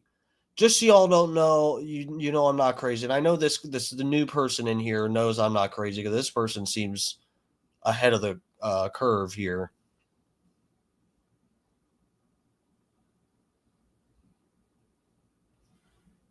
Bro, who is it? Okay. Kalohi, I think you're responding to Junior Coltrane in the chat. Junior Coltrane is a crazy person, okay?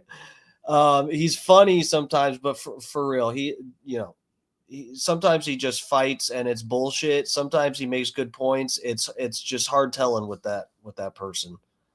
But yeah, no, she everywhere is reporting that she died from a fall. So I don't know why he's talking about cancer. I have no idea what angle he's working.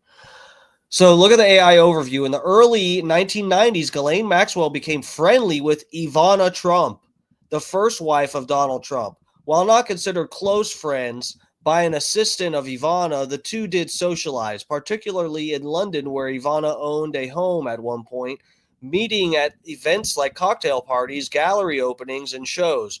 Reports from the time also suggest that Maxwell and Ivana Trump were part of the same social circle.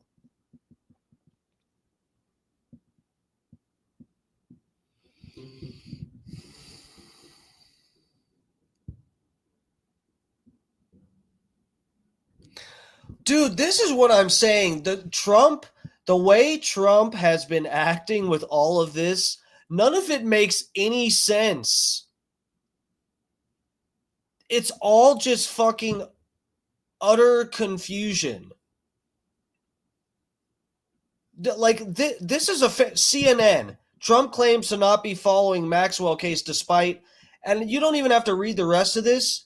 You just like that reminds me, CNN has probably a fair point here. That Trump saying, I wish her well. Says remember when they asked Trump about Ghislaine Maxwell and he's like, oh, I haven't been following the case. I wish her well. This is his ex-wife's friend who is going to prison for trafficking little girls. You think he doesn't know anything about the case? None of this makes any sense. It's all just like, that's what I'm saying.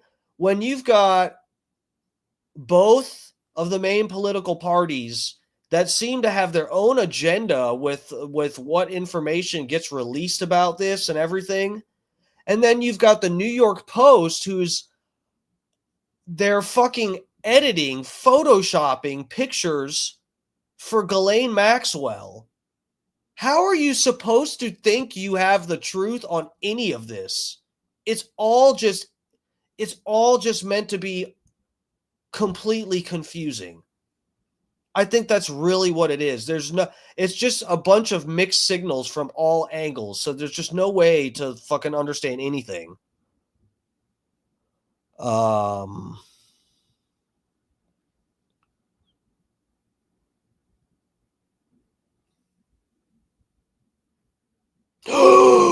Oh my God. Oh my God. I just found it. Guys, look at this. Maria Farmer said Ivana Trump helped Ghislaine find, what is this about to say? Girls? Hold on a second. Oh my God, hold on. Maria Farmer said Ivana Trump helped Ghislaine Maxwell find young girls in New York. I told you. I told you guys. Ivana will take her secrets to the grave. No fucking way.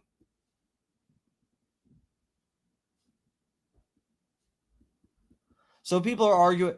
I just read the article and it makes no mention of this. Can you please find a post source? So this may be where I read it from.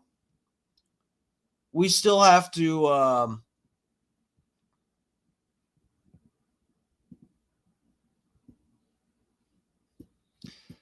it's usually never in articles, but listen to any of Maria's interviews. She brings it up a lot. She alleges Ivana would travel in the car with Maxwell while she was hunting for girls and would have the car drive around the parks and near schools. Whenever Maxwell saw a girl that she wanted to target, she would order the driver to stop and run out to the girl to give them a spiel about modeling.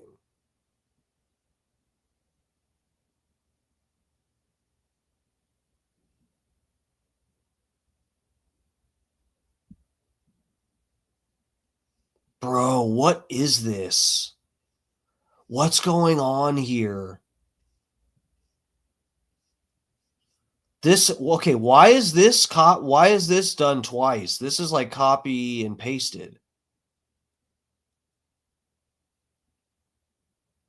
See this? This is two different users. What's going on right here? Are these bots? All right, we have to, man, are we going to be able to even get through all this tonight? I want to look up these interviews. This is going to take so long. Maybe I can't do this on stream. Maybe I have to go find this and bring it to you guys tomorrow or the next day or something. So at least you guys know I'm not crazy.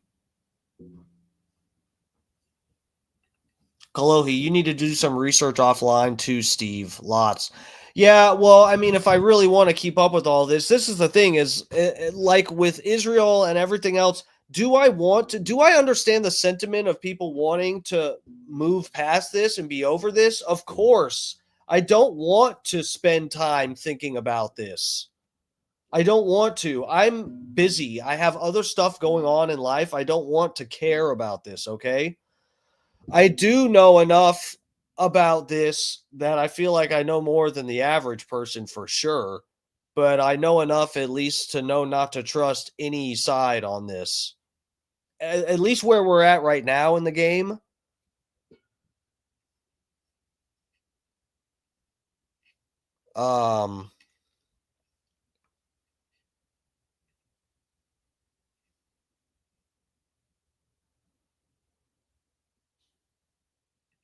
You have to see the context of the girls. Dutch Duke, what are you talking about? I think that Trump's wife thought they were looking for models. Of course, that's what Dutch Duke said.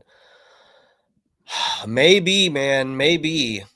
I'm just like, Dutch, just think about, so one way, and this might not even be right, but I'm at least trying to avoid being a hypocrite here. You just have to think about this. You have a Dutch Duke, you do have a point, maybe.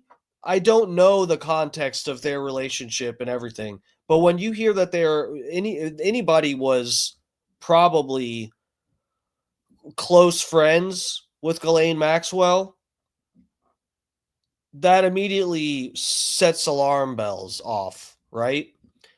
And I could say that that's a possibility, that maybe Trump's wife thought she was actually getting girls for modeling, but you have to apply this to the other side of the political aisle.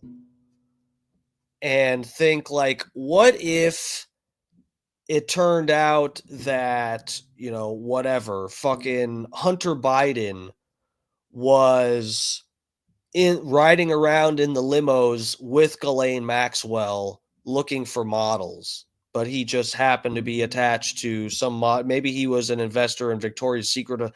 We wouldn't accept, anyone that's even considered supporting Trump would not accept the argument that, oh, maybe so-and-so, Hunter Biden or Chelsea Clinton or something, was just riding around with someone that was a human trafficker, but they thought they were just helping them actually find models for a modeling agency or what. I mean, if you apply the standard to the other side, it's just like, dude, imagine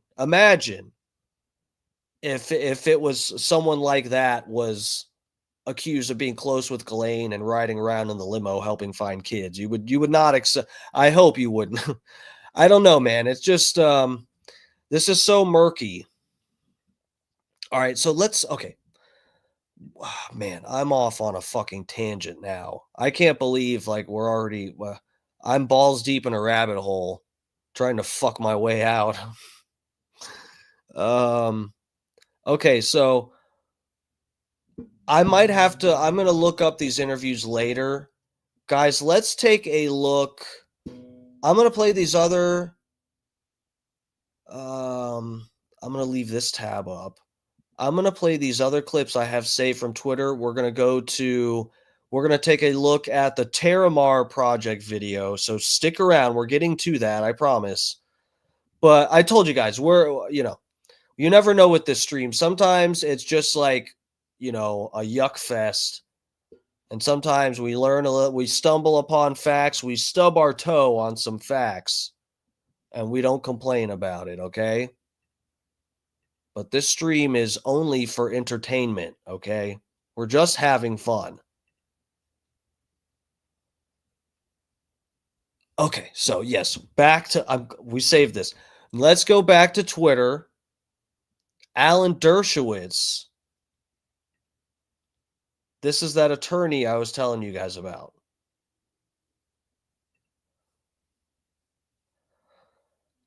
Alan Dershowitz claims he knows for a fact that the Epstein files are being suppressed to protect powerful people. So let's get to this. Well, I'll just play you this clip. Where are we at? So let me tell you, I know for a fact documents are being suppressed. And they're being suppressed to protect individuals. I know the names of the individuals. I know why they're being suppressed. I know who's suppressing them. But I'm bound by confidentiality from a judge and cases, and I can't disclose what I know. But I hand to God, I know the names of people whose files are being suppressed in order to protect them. And that's wrong. Just out of curiosity, without names, are these politicians, business leaders, both? Oh, that's Sean Spicer, isn't it? That is Sean Spicer. I didn't even realize that when I saved this clip.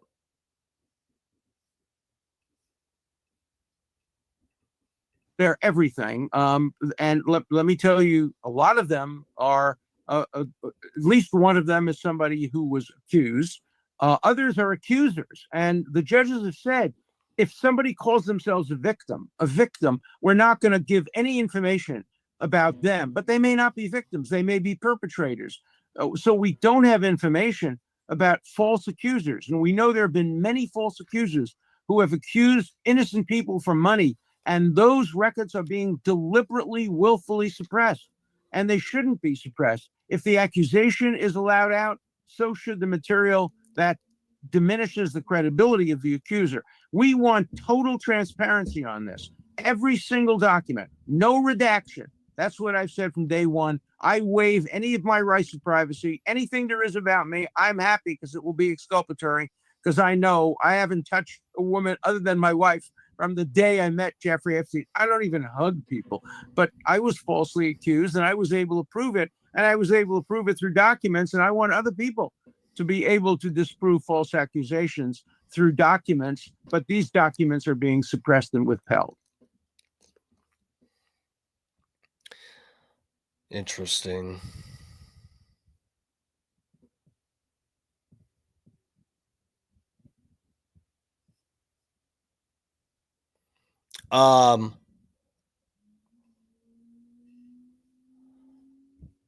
KSF said Dersh was caught with his pants down. He said he was getting a massage. Anyways, nice to meet you, Dark Match Steve. Google that one next. Yeah, bro. Nice to meet you too. Thank you for contributing. Thanks for getting in the chat and checking out the stream. Please hit the subscribe button. We cover all kinds of shit on here. It's not, I don't always do politics. Like I said, I'm being serious. We mainly like to have fun on here. And a lot of the time we accidentally report the news better than the news. Some nights we accidentally do that. But yeah, for real, man. Thanks for joining us. Just so you know, KSF, my dude, fucking, we have a little evening lineup that we do if you're interested. My buddy Scott Starbird, he's up in the chat right now. There he is. He does a stream at 6 p.m. and his stream is like somewhat similar to mine. He covers a bunch of different topics and whatever. And then Alex Stein goes on at 7 p.m. prime time with Alex Stein. Alex Stein is the guy. I'm sure you know. He does the city council meetings where he does crazy bits and whatever. But he has his show is fucking hilarious. And then I go on at like 8. So yeah, that's our little evening lineup. But yeah, I'm really, people are somewhat familiar with me because I do some, not as much recently because I'm doing my own stuff, but I've done content for the Bubba Army channel, which is the Bubba the Love Sponge show. I've done parody songs for him for like 5 years or so. And I've just sort of been branching off on my own direction just so I can, get more mic time, do my own stream and whatnot. But yeah, dude, check out my, I got parody songs and a bunch of different shit on my channel. Anybody checking out this that's new around here, please check out my other parody stuff. That's my first love. My first content stuff was parody stuff. So yeah, check them out. I got them on my uncensored stuff is on Twitter and Rumble. And that's where you can find the stuff that YouTube deleted and Instagram. But yeah, and the rest of my parody stuff you can find here on my YouTube channel and fucking, what's it called? Oh, thank you. Yeah, bro. Thanks for checking out the stream. Hope I catch you later. Oh, FaZe is up in here. What's up? What's up? We're just catching up on some of this Epstein bullshit. Fucking bullshit. All right, what tab? I don't even know where I am. All right, so that's Alan Dershowitz. Guys, he did an interesting debate with RFK Jr. Maybe we'll watch that on here sometime. God. Twitter, what are you doing? Oh my God. Okay. We should watch that.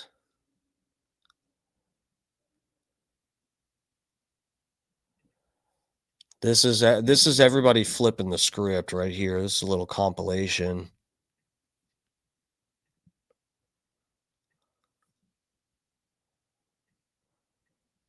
Please do not let that story go. Who has Jeffrey Epstein's Black Book? Black Book? Please do not let that story go. FBI. But who? That is I mean, there's that's under direct control of the director of the FBI. What the hell are the House Republicans doing? They have the majority. You can't get the list? Put on your big boy pants and let us know who the pedophiles are. Would you declassify the Epstein files? Yeah. Hold on.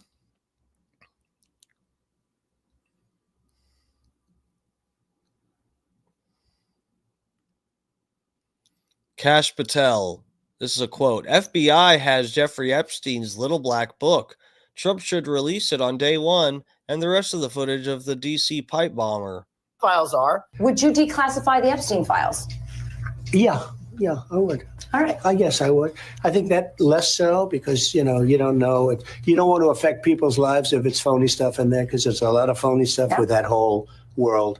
But I think I would. This isn't about Epstein or 9/11 or JFK or RFK. It is, but it isn't. It's about a bigger thing. If you're lying about that, you're lying about everything. Who's on the Epstein tapes? Wow, that's based.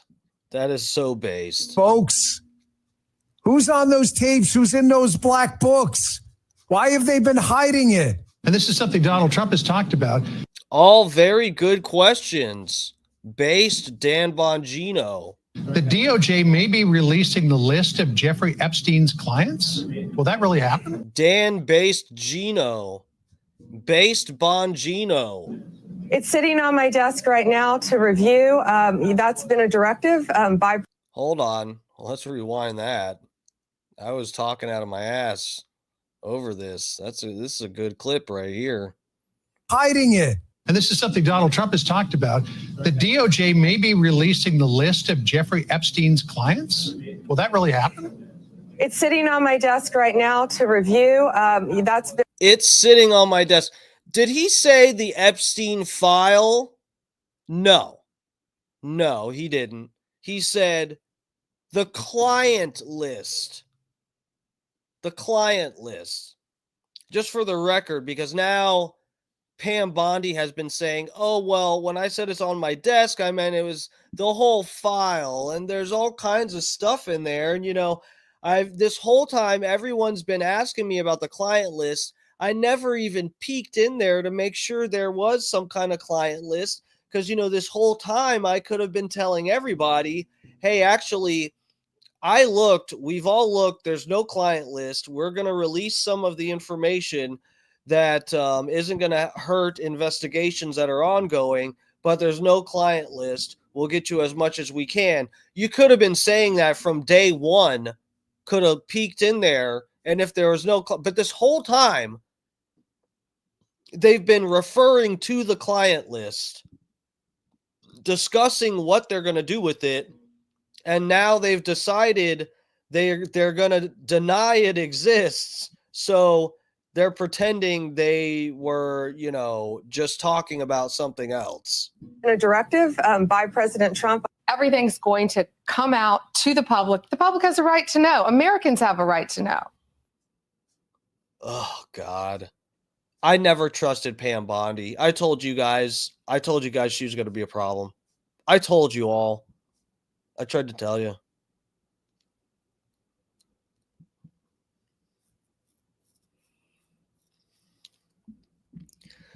Holyoke Joe, what are you talking? Imagine if DMS paused on clips of hot beavers.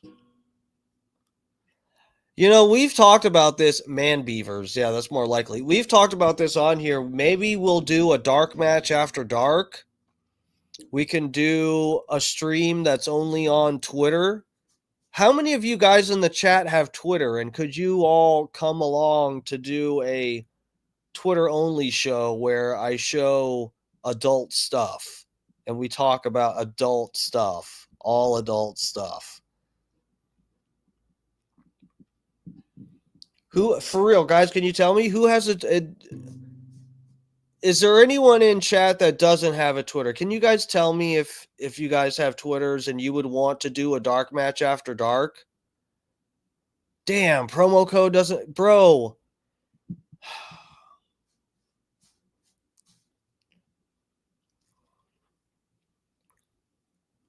I'm down. You do not have Twitter. Damn.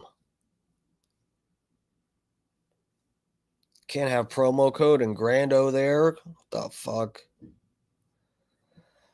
Well, we might do that. Does Rumble allow adult stuff? I'll have to look that up. I don't think they do.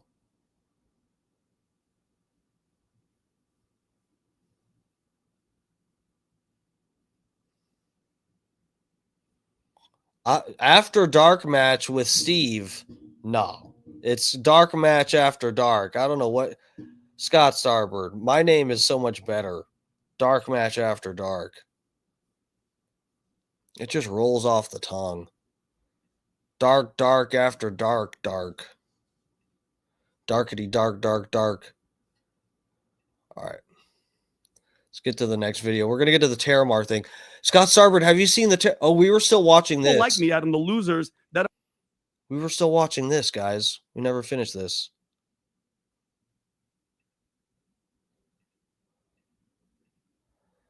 Okay, so PBD was asking, okay, what do you guys think? Some people are claiming the Republicans shut it down.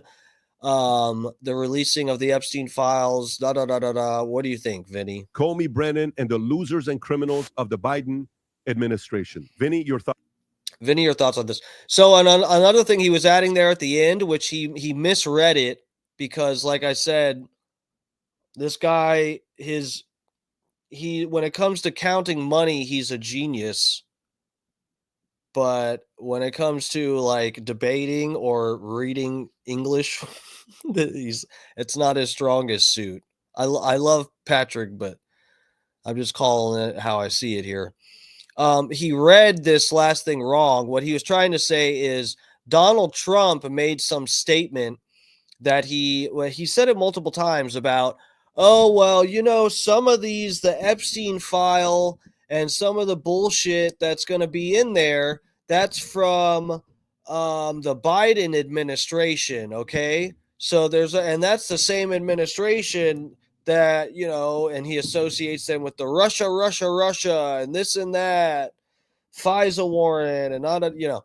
He says what he's trying to do is say, well, you shouldn't hold credibility or assume credibility to the Epstein files that we do have, because a lot of that info was put in the Epstein files during the Biden administration.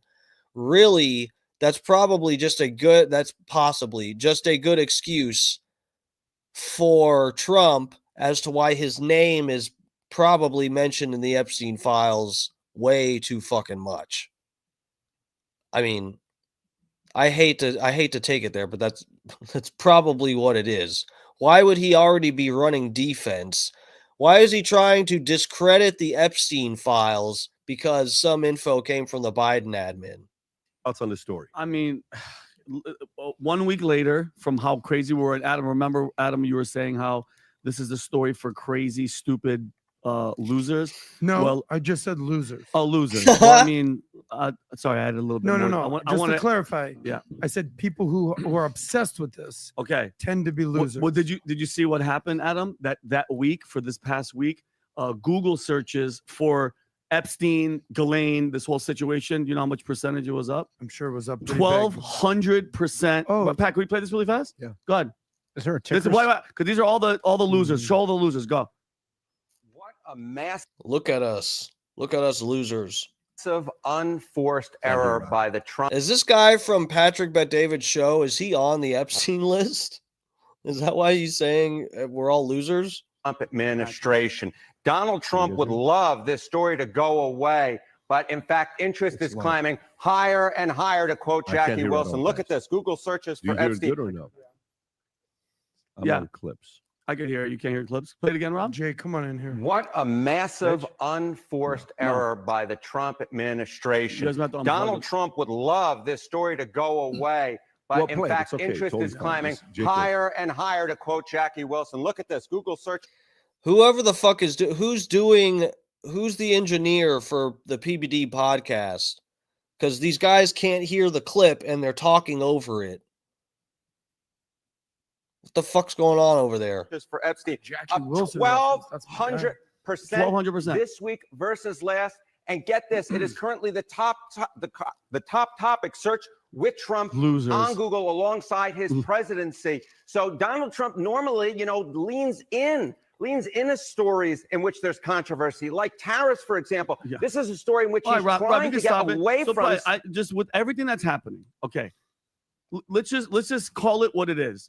Something is obviously off. I don't know if the president's name is involved. And again, me and Adam had a conversation. When people think of underage, like pedophilia, you're thinking of those guys from To Catch a Predator, where it's like a 40-year-old guy showing up in an apartment with a bag of Burger King and they're trying to hook up. We're not. What about hanging out at a party and there's a 16-year-old that is gorgeous that doesn't look like she's 16, and you're there and you're doing whatever, and they have videos and photos. It's not necessarily that you're being with like an underage girl, but you got duped in this Mossad blackmail whatever honeypot, and now they have dirt on you because there's absolutely no way, because people like me, Adam, the losers that are fed up with all the stuff that we were promised, all the stuff. The war was going to end in Ukraine on day one. Bullshit. We're sending more weaponry to go over there, okay? All the accountability for the deep state, they're all chilling. They're all walking free. The Brennan and Comey thing, I don't give a shit about. And something is going on where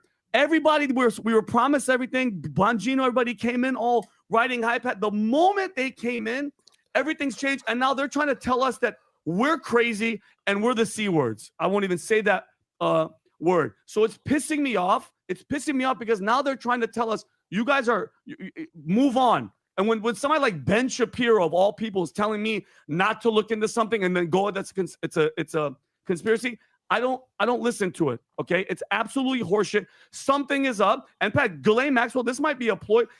Is that true? Oh no, I did see that. Ben Shapiro did. You know where I saw it was on Facebook. For some reason, I don't know why, I follow Ben Shapiro on Facebook. I guess I follow him someplace where I won't actually have to look at him that much. But, dude, yeah, so weird. Ben Shapiro came out. Oh, there's nothing to see here. This is why, it was an article, I swear it said something like, this is why you should believe Jeffrey Epstein killed himself. If she gets killed, guys, if she's actually going to go in front of a camera and testify in front of Congress, and she suicides herself, I want to see what the world is going to say. I want to see what the president's going to say and what all these people are going to say, that we're all crazy. Because if she speaks and she gives names, it's over. It's over for her. She's a dead woman walking. The future looks bright hats that are the ones that never stay on the shelves. And you guys ask for more of this style, Sprite, where the phrase is on the flipping hat. This is now a long time. Photography, better go out. We got Rob, if you can, gray and put the black on. Give me the gray. That guy, Rob, isn't that the guy that used to work for Bubba? I think I'm friends with him on Facebook. Rob, what's his name, guys? He's a producer. He used to work on Bubba's show. Dutch Duke, do you remember? Bubba's mentioned him recently. I know Holyoke Joe knows. What's his name? Rob something. Gargiulo. Promo code. That's right. Rob Gargiulo. Yeah. I'm actually friends with him on Facebook. I saw him on there like a few months ago or something, and I requested. All right, let's see. This guy's selling hats. Let's get to the next video. Oh, yeah, Marjorie Taylor Greene. So she denies. How does she put this? She says something about they weren't voting against releasing the files. It has to do with Democrats controlling something. Hold on. Let me get you guys back up here. I got to correct something real quick. Please. So it's being reported that House Republicans unanimously voted to block the release of the Epstein files. And I want to straighten out the record right now. That is not true. If I could vote, okay. If I could vote to release the Epstein files, guys, you would have my vote. I would vote yes. Here's what just happened. It was a procedural vote, and we have these all the time. It's called a PQ. It's voting on the previous question. And if the Democrats had won the previous question, which I know sounds insane, it's one of these crazy rules in the House that are hard to understand, that means they would control the House floor. And that means they could bring up anything. They could bring up impeachment articles against President Trump. They could bring up a whole package of insane Democrat agenda items and force votes on the House floor on these things. That's what we voted against. We never allowed Democrats to have control of the House floor because we control the House floor. Yes. So it's a misunderstanding, and I just wanted to straighten that out. Okay, let's go to the. Hold on.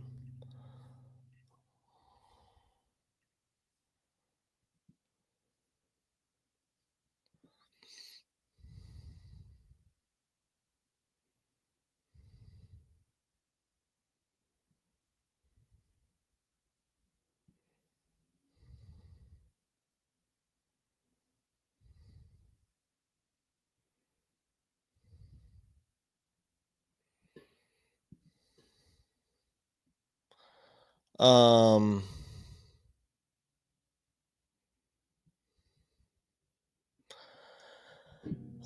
so this is saying they attached it to another bill, a cryptocurrency bill.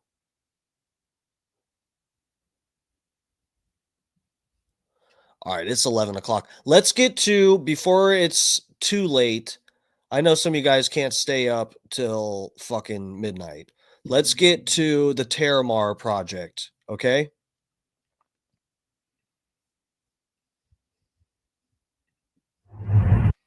This is only...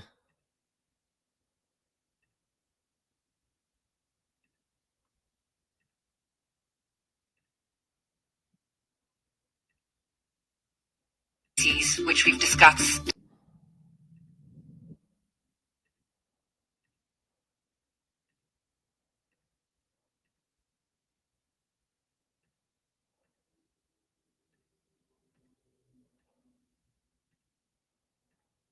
Trying to... okay.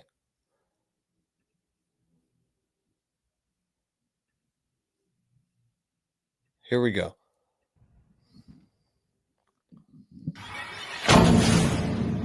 All right, so remember, I said this is Mouthy Buddha. This guy is pretty popular, or was. I haven't been on BitChute in a long time, but all of this stuff was available on YouTube, and it got deleted from a bunch of places.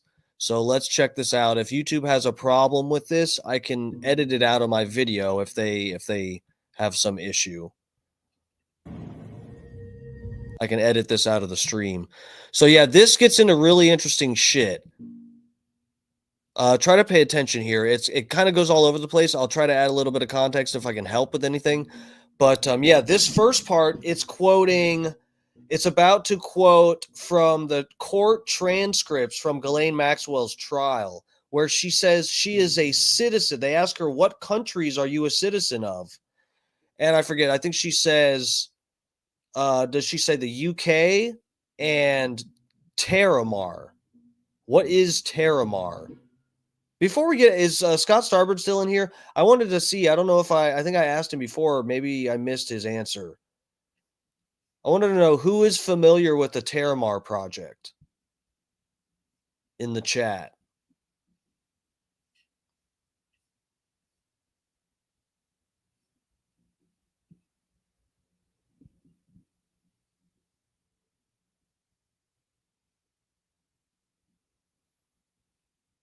All right, let's get it started. Ghislaine Maxwell, what does it say? What year was it? 2020? Deposition?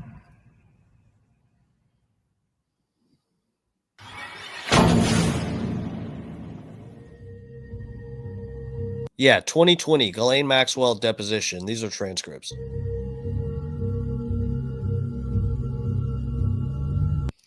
Attorney, are you a citizen of the United States? Ghislaine Maxwell, yes.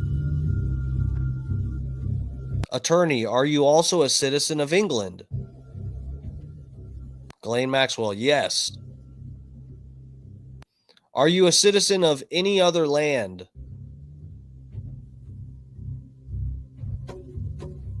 Ghislaine Maxwell, Terramar. Guys, what is Terramar? What if Ghislaine Maxwell was trying to control the oceans and Ghislaine Maxwell's husband did like captain for a human free, meaning like no need for operators on board shipping containers? A human trafficker whose husband is like runs some fucking business to have automated ships with shipping containers that no one's allowed to inspect. What are the chances of that? And also, what are the chances of those two issues being related? Someone being a human trafficker and her husband being involved with shipping containers. Okay? What are the chances that that's connected? And why do we never hear anything about Ghislaine Maxwell's husband? Everyone's just like thinks she fucks Jeffrey Epstein. Do you guys know she has a husband that does shipping? And why does Ghislaine Maxwell have a submarine pilot license? I'm delighted today for the first time to be able to have the Weather Channel have a look at what's happening for the first time in history, actually, in the high seas. Thank you so much, Gillian. And we've got wonderful new technology here at the Weather Channel, and we are able to deliver a point forecast for the Arctic high seas. Temperatures will, for the most part, only get up into the negative 20s Celsius through the entire week. So this is the other guy, Memory Hold. This guy, I did find that he does...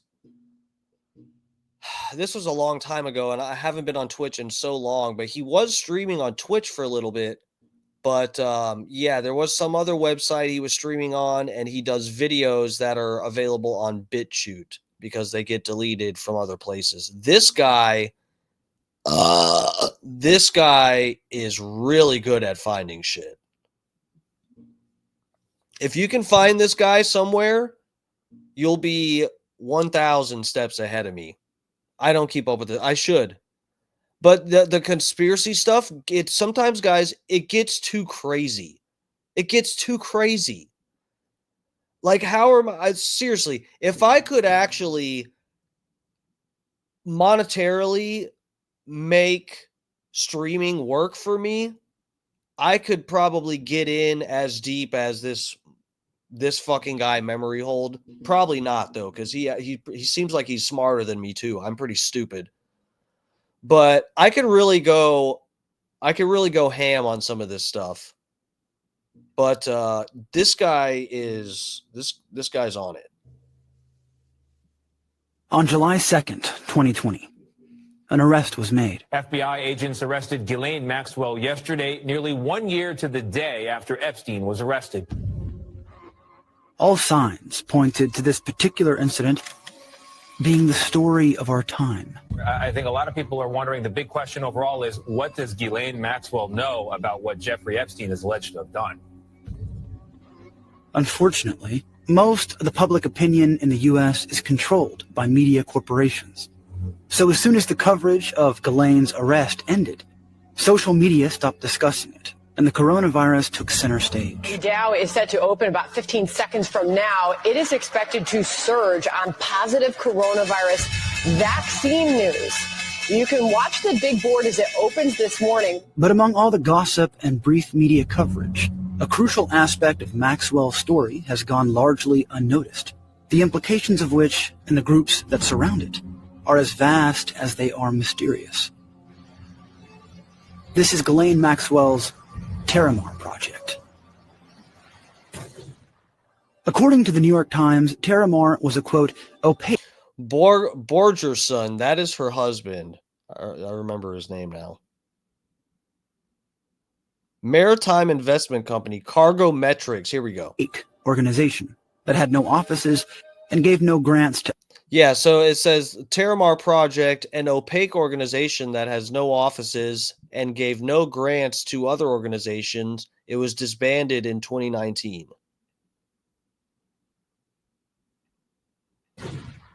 According to the New York Times, Terramar was a, quote, opaque organization that had no offices and gave no grants to other organizations. And shortly after Jeffrey Epstein was arrested, Terramar officially announced their closure. But what was the Terramar Project?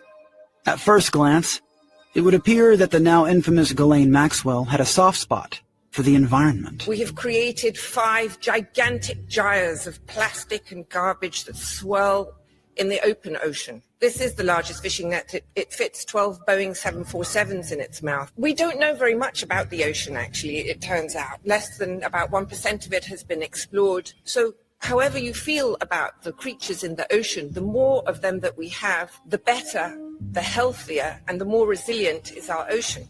One can easily agree with the sentiment of protecting the environment. But as you're about to see, Maxwell's Terramar project isn't just about, quote, protecting the oceans. That's probably all it is, right, guys? A human trafficker.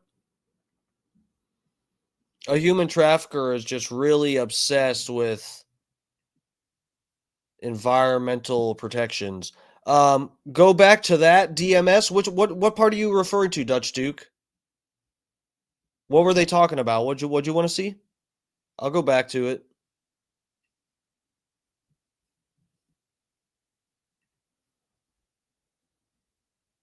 But controlling and owning them. So the ocean is the next frontier. It's the next big debate. It's The highlighted part. You're talking about from the New York Times article?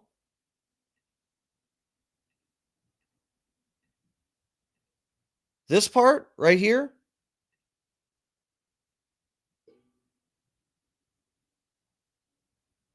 Are you talking about this? Yeah, this is I read it out loud, yeah. So this is a part from the article. This whole part reads, what you can see, Miss Maxwell had always been known among her friends as a person with a singular ability to mythologize her own reality. In an effort to rebrand herself from jet-setting cosmopolitan to oceanic conservationist, Miss Maxwell had in 2012 founded and appointed herself CEO of the Terramar Project, an opaque organization that had no offices and grants and gave no grants to other organizations. It was disbanded in 2019. Its biggest accomplishments was helping Miss Maxwell maintain social capital, associating herself with Mr. Borgenson, the founder of maritime investment company called Cargo Metrics and former fellow in resident at the Council on Foreign Relations, where he wrote about oceanic issues. That had no offices and gave no grants to other organizations. And shortly after Jeffrey Epstein was arrested, Terramar officially announced their closure. But what was the Terramar Project? At first glance, it would appear that the now infamous Ghislaine Maxwell had a soft spot for the environment. We have created 5 gigantic gyres of plastic and garbage that swirl in the open ocean. This is the largest fishing net. It fits 12 Boeing 747s in its mouth. We don't know very much about the ocean, actually, it turns out. Less than about 1% of it has been explored. So however you feel about the creatures in the ocean, the more of them that we have, the better, the healthier, and the more resilient is our ocean. One can easily agree with the sentiment of protecting the environment. But as you're about to see, Maxwell's Terramar project isn't just about, quote, protecting the oceans, but controlling and owning them. so the ocean is the next frontier. It's the next big debate. It's the next big grab of space. The person who has been the inspiration behind the Sustainable Oceans Alliance, who has something called Terramar Project. She controls the oceans around the world. And therefore I invite my dear friend, Ghislaine Maxwell, to tell us how we can own the oceans. You have 3 seconds. Thank you. I'll do my best. Ah, ha, ha, ha.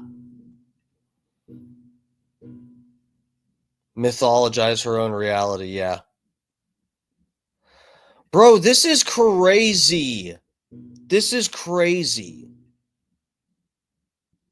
How, like, this bitch had her, that's what I'm saying, guys. She had her fucking tentacles in everything. Ownership and control of the world's oceans carries with it all kinds of possibilities. Most of the human population has no idea what's going on in the depths of the sea. Maxwell, however, knows a thing or two about the high seas. Started when I was a little girl. I grew up watching Jacques Cousteau on TV and became mesmerized with the oceans. It led to me becoming a deep worker submersible pilot. But surely Ghislaine's ties to child trafficking have no relation to her, quote, Terramar project. She deep submersible pilot. I'm sure that comes in handy when you're a human trafficker. But this perspective begins to break down as soon as one browses the individuals and groups associated with the organization.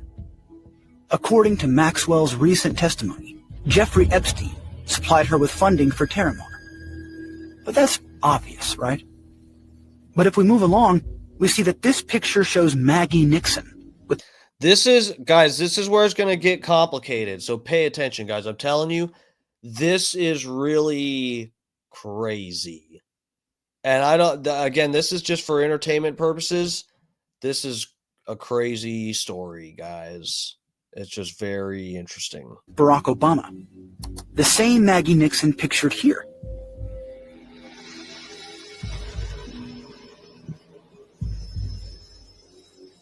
Maggie Nixon. All right, just pay attention to the names. Maggie Nixon with Barack Obama. Who was in a film that was created by oceanographer Sylvia Earle. Ever since I met Sylvia, I was absolutely enamored with her. Just really inspired with her love of the ocean and of exploring and creating like short films for each hope spot. Great to see you. You know, there's so many of your constituents who are out there that most people don't even know about. I had a question for you, and that is, what's it like going down 1,000 meters? I'd love to show you. Huh? I mean, I've done some diving, but I think right around 100, I kind of say, okay, it's time to turn back. This is the same Sylvia Earle.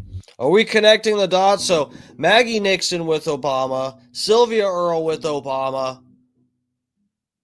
Somebody start making a chart or something. That in early 2019 said, quote, "I am thrilled to be a founding citizen of Terramar."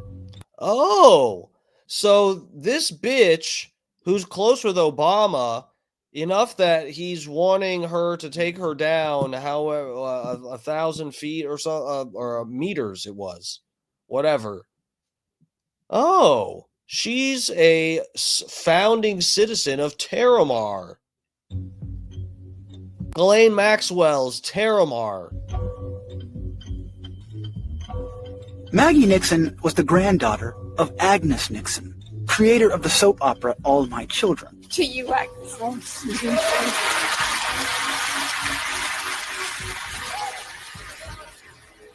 And is the daughter of Sarah Nixon.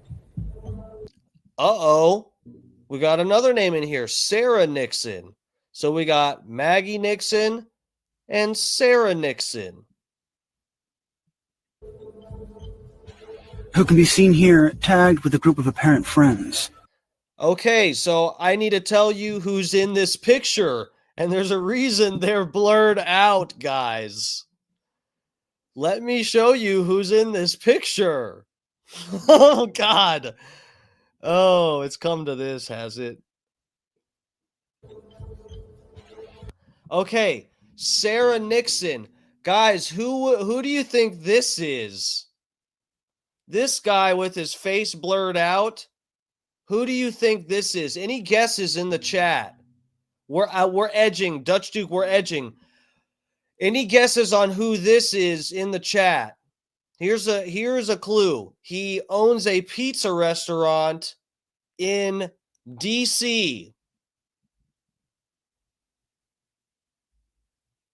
There's a huge conspiracy around this guy's pizza restaurant in DC. It's a fake theory, though. It's not true at all. There's no truth to it. I'm just saying that's who this is. His last name sounds like elephants. Okay, guys. It's James Alefantis. That's who's in this picture. This is guys, this is Sarah Nixon in a picture with the guy at the center of the pizza theory involving the pizza restaurant in DC. This is the owner of the pizza restaurant, and this is Sarah Nixon in a picture with him, who is she's friends with this what was her name, Maggie Earle, or what the fuck, I forget. Sylvia Earle, who is a member of the Terramar project. You see, where for some reason all these people involved in alleged things seem to just be in the same circles. Who can be seen here tagged with a group of apparent friends. This guy's face is blurred out for a reason. Because you can get into trouble just posting this guy's face places. Notice the name Sarah and the username 3Ring Circus. As you can see, the username checks out because we can verify that 3Ring Circus on Instagram is in fact Sarah Nixon. But what's the big deal with this picture? It's certainly not suspicious to hang out with friends. Well, given that I've already been kicked off YouTube, now I can show you who Sarah Nixon appears to be having a lot of fun with. Oh, he's going to show us. Owner of Comet Ping Pong in Washington, D.C. James, thank you so much for being here. This insane conspiracy idea filled with just lies about this impossible international conspiracy of human traffickers involving Hillary Clinton. It goes without saying that Alephantis surrounds himself with the highest of the elite class, many of whom mired in patterns of apparent Satanism and human trafficking. A rabbit hole I won't go down again, with the exception, however, of one of Alephantis' friends, Matt Hollenby. Junior Coltrane, are you actually lost or are you being a dick? Subway Jared? No, it's close. That's basically who is in the picture with Sarah Nixon. What are they grabbing in that picture? I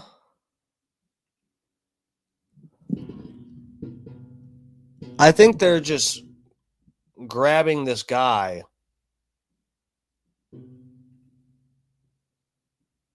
However, of one of Alephantis' friends, Matt Hollenby. Matt is the program director of the Weiss Foundation, another, quote, nonprofit dedicated to protecting the environment, most notably the oceans. The Weiss Foundation receives its grant money from Oceana Incorporated. Okay, so if you're actually lost, Junior, what this guy's doing is he's showing how. So is there direct evidence of some involvement with the Terramar project being related to any kind of his human trafficking? Okay. This guy's saying, okay, Ghislaine Maxwell, who is in prison right now for doing stuff to children and moving children around, she had this thing called the Terramar project. So he's saying, okay, well, what does this go? Is there something more here that we're missing? Was this Terramar project involved with something bigger? Was it a part of she got convicted of conspiracy of trafficking? Is this Terramar thing in any way part of a conspiracy? So he's just barely looking into people associated, and you get like two or three parts removed, and you've got the DC pizza story. People involved in the DC pizza story who are related to Terramar, the Terramar project, started by Ghislaine Maxwell. So that's what he's trying to show, that no one has accused Ghislaine Maxwell's husband, who, like I said, has this metric shipping container company or whatever he does. It's the husband of a convicted human trafficker who works with shipping containers. Which is he doesn't have any charges. There's no one even like looking into him. And so this guy is saying, okay, well, let's look at who's associated with everything and involving the Terramar project. Here's the Weiss Foundation. We're getting into this. This is the Weiss Foundation, Oceanic, whatever it's run by a friend of the guy in the middle of the DC pizza thing.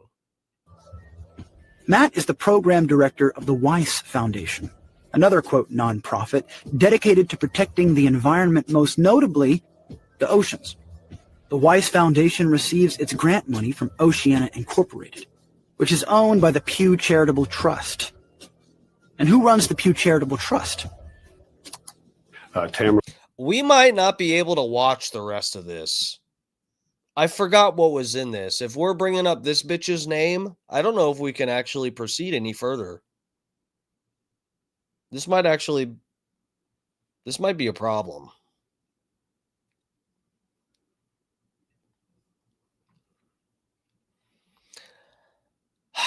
I'm wondering where he's going with this, because this is, I didn't mean to get down this road. I just wanted to talk about, to bring light to the Terramar thing. This is actually looking like it might be discussing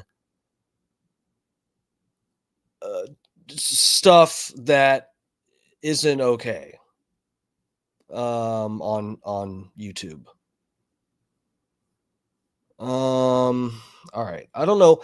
If I have to, we'll take this video down, or I'll edit this out. I guess if YouTube, I don't think I've gotten one of these a strike for something like this on this channel. So hopefully it would just be a warning. If anything, I think I might be okay, because YouTube has really, like, it's not been that, from what I've heard, it's not that crazy with some of this. Dutch Duke says, who is that? This is Tamara Lozado. So, oh boy, what are we going to do here? So the pro edging, this is pro edging. No one's ever seen anything like this. So Tamara Lozado is a lobbyist. She's a very, very powerful person, and she runs the Pew Charitable Trust, like they just said. If I'm not mistaken, he's going to get into why this lady is important, and that can be dangerous to do on here. But let me just say, Dutch Duke, that she had some emails that came out, and they were very controversial. It was during the whole WikiLeaks thing.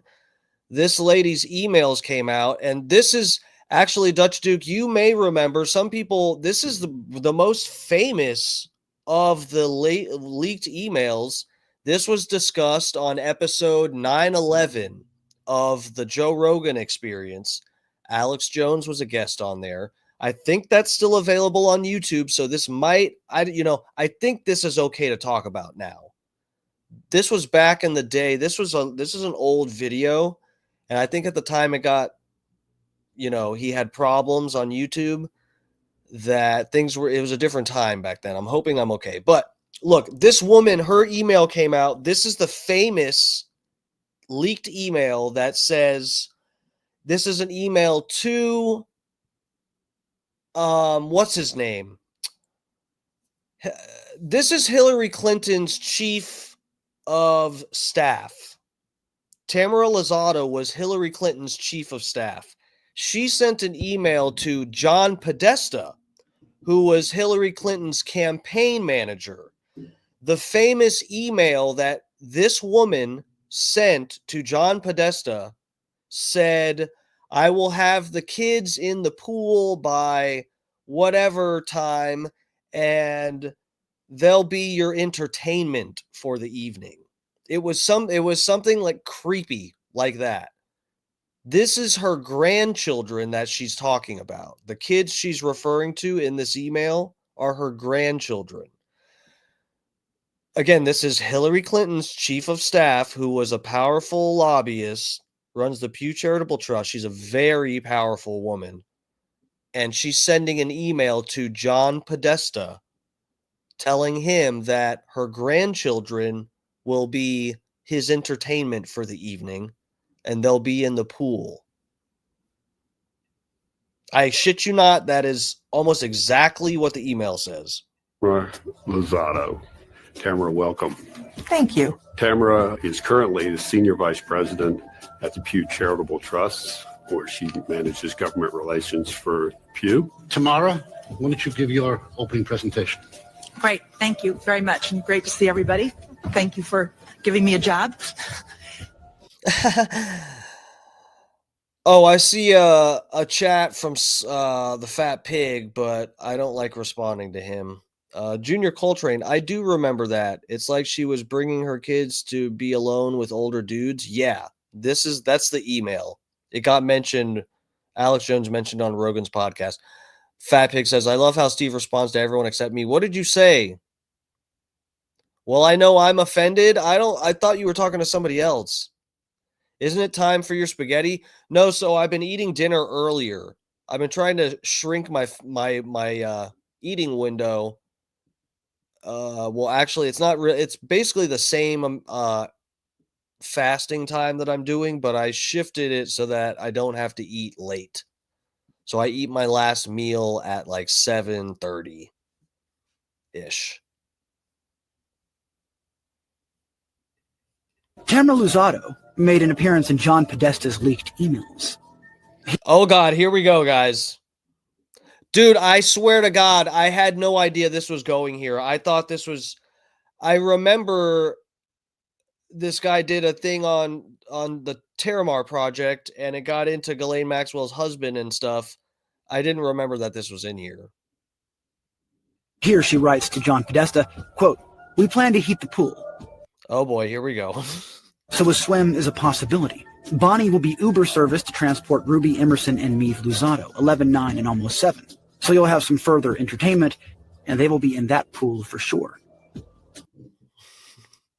This crooked tooth fucking Carol Baskins with a Karen haircut sent an email to John Podesta that said her grandchildren would be his entertainment in a heated pool. 11, 9, and 7 years old. I don't know, like, seriously though, how do you interpret that as just a regular sane person? How do you interpret that? Who, as an adult, says, I'm going to have my kids dropped off at your house, they're going to be your entertainment? What is honestly, the people that deny that there's anything weird going on here, strangely enough, there are people that say that. I can't imagine that they've actually read this email, right? Who offers their grandchildren as entertainment for another adult in a heated pool? They're going to be in that pool for sure. You can bet your ass they'll be in that pool with some tight little skimpy bathing suit. You'll enjoy that, Mr. Podesta. How is anyone supposed to interpret this? And the thing is, Hillary Clinton has the audacity to pretend that people are misinterpreting a risotto recipe. That is literally what she says.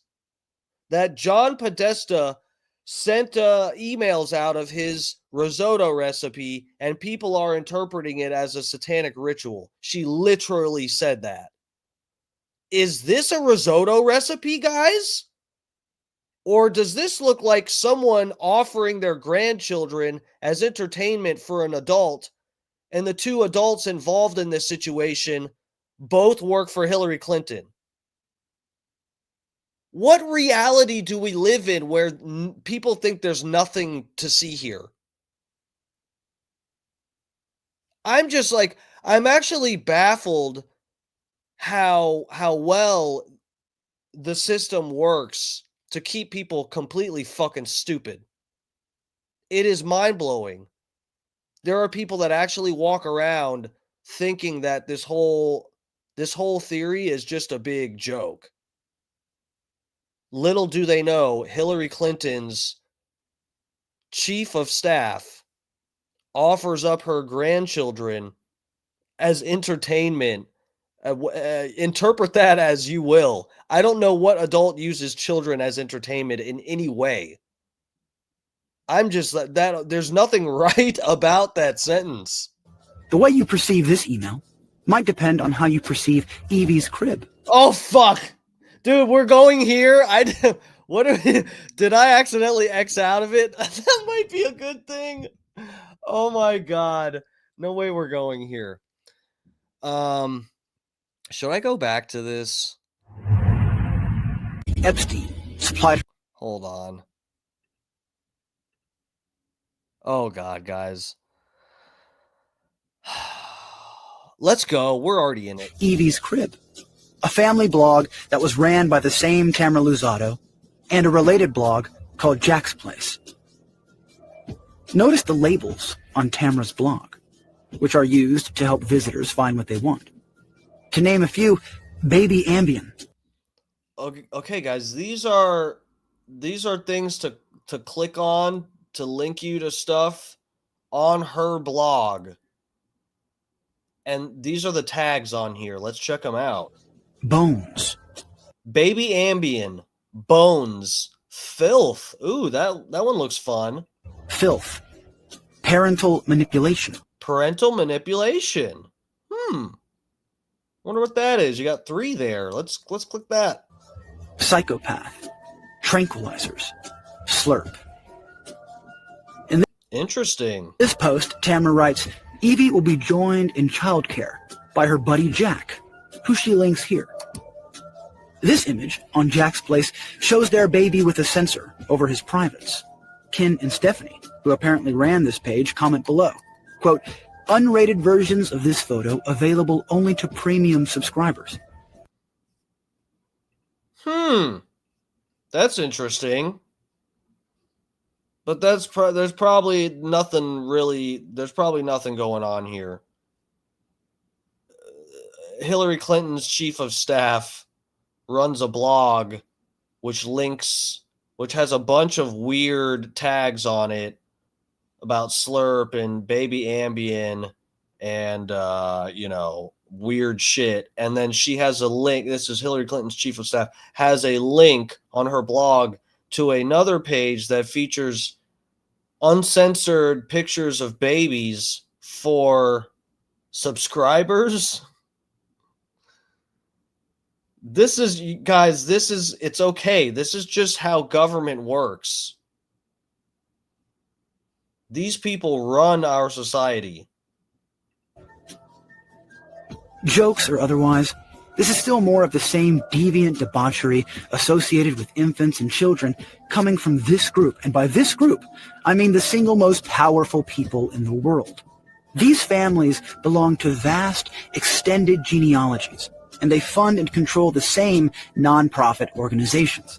For example, among Oceana Inc.'s board of directors include the Rockefeller family, a family almost always found near the most peculiar and powerful historical events and organizations. The Terramar Project and those associated with it is like a who's who of the world's global elite. Next, you're going to tell me that Terramar is associated with the Clinton dynasty, right? Uh-oh.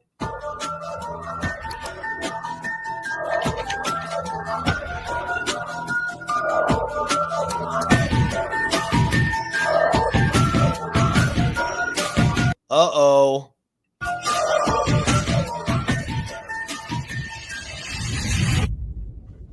It's probably no big deal. Military officer Scott Borgerson was listed as a board member of the Terramar Project in 2013. So I'd like to begin with the topic of public-private partnerships. Scott is the CEO of Cargo Metrics, a maritime innovation company attempting to, quote, digitize global shipping.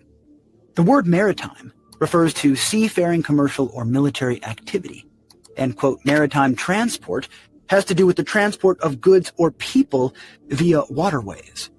What separates Scott's maritime transport methods from others is its focus on artificial intelligence with the goal of creating fully autonomous giant industrial self-driving ships, with particular focus on the international, quote, race for the Arctic. So the Arctic, again, is becoming central as the ice recedes, opens up these oil and gas resources, and the potential for shipping shortcuts as well. I think that there's little clandestine activity happening in the Arctic, but... Oh, my God. So it's a thing asking him questions. I've actually seen this full-length interview. This is still up somewhere, probably. But it asked him what kind of clandestine activity is going on in the Arctic, and he's like, probably nothing. Little clandestine activity happening in the Arctic, but the truth is we don't really know because the United States and Canada aren't really sure what ships are transiting there now. But I think it's a bit of a stretch to say that Al-Qaeda or international terrorism or other transnational crimes such as drugs or human trafficking will go through the Arctic because it's such a long, arduous, still cold place. Why is this group so focused on the Arctic Ocean? I would say a master plan would work because it would force. Okay, so are we still keeping track here? This is, the Arctic as well. This is Ghislaine Maxwell's husband who runs this cargometric company, like I said, who is focused on being able to ship stuff using AI, not having to have people as involved with the shipment process. Probably completely unrelated to anything Ghislaine Maxwell was involved in, right? Force capital and finance ministers and governors to get, and presidents to get together to make the basic projects in the Arctic happen. Guys, give me 1 second. I'm going to grab my tobacco pipe. It's that kind of night. Oh, fuck. Oh, I did squats.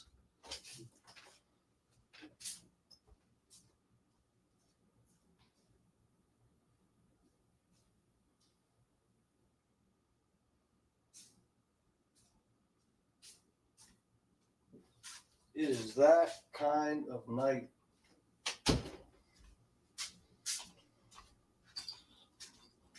Oh my God. Oh. I guess there's a plastic bottle on the floor too. All right. Let's go. Terramar project. 3, 2, 1, go.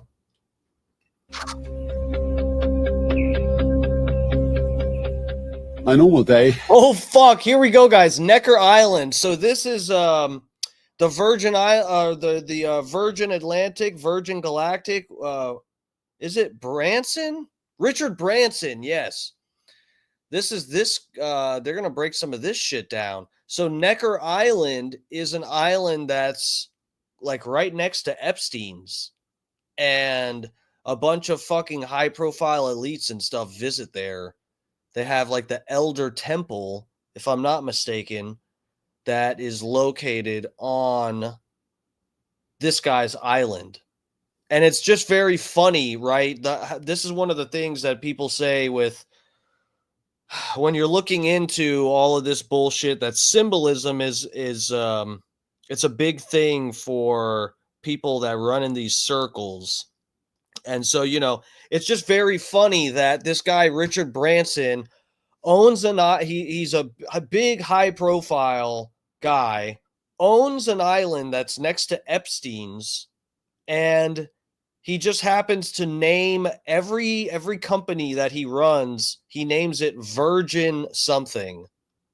Virgin Galactic, Virgin Atlantic, Virgin whatever the records. Starts waking up quite early, maybe about 5 o'clock. Get my emails done in bed generally before Joan wakes up. Then I try to keep up with the news because we've got 1 or 2 organizations that are doing global issues, so it's very important I know what's going on in the world. The Podesta leaks revealed that Richard Branson met often with his friends Hillary Clinton and John Podesta. And Branson's Necker Island is directly next to Epstein's Little St. James Island. Even The Guardian reported that Epstein had Branson's personal phone number. One section of Branson's island is called the Elder's Temple, a location where many older and still powerful people meet up to discuss their, quote, philanthropic endeavors. We hope you enjoy your flight with Virgin Atlantic and hope to be there in approximately 35. Are we there yet? Thank you and enjoy your holiday. Branson's plane company. Oh, that's a cute commercial that probably doesn't mean anything more than at face value. Is partnered with the Radcliffe Foundation, which is owned by Frank Giustra, who created the Elpida Project. Oh God, that symbol looks familiar. The logo of which bears a striking resemblance to the boy lover pedophile symbol. Oh God. Not the one declassified by the FBI. Not that one. Oh God. Please don't say Richard Branson was a part of the Terramar project run by Ghislaine Maxwell. Say it ain't so. Want to help save the ocean? Join us and become what? Ah! Terramar Project citizens. No! He's in on it too. It's really as bad as it looks, guys. No! I'd like to introduce some new students, Mr. Black and Mr. White. This is a classic clip, guys. This is from, what the fuck was this show called? I forget. With the two girls who are like, geniuses or something? Scientists? No way! The government cheated! Set to steal our experiments for their secret covert operations. No, dude, we're here for a righteous education and to meet babes. Silly me. Wrong program.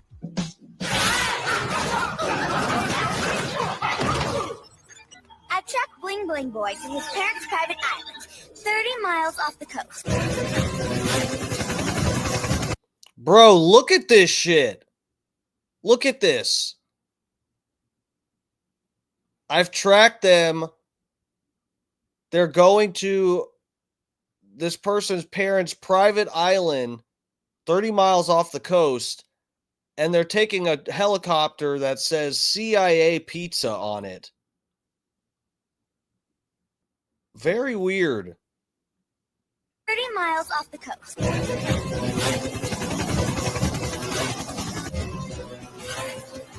And it says underneath, we deliver to evil secret islands. What the fuck? What more do you need, guys? What more do you need? The evidence is clear.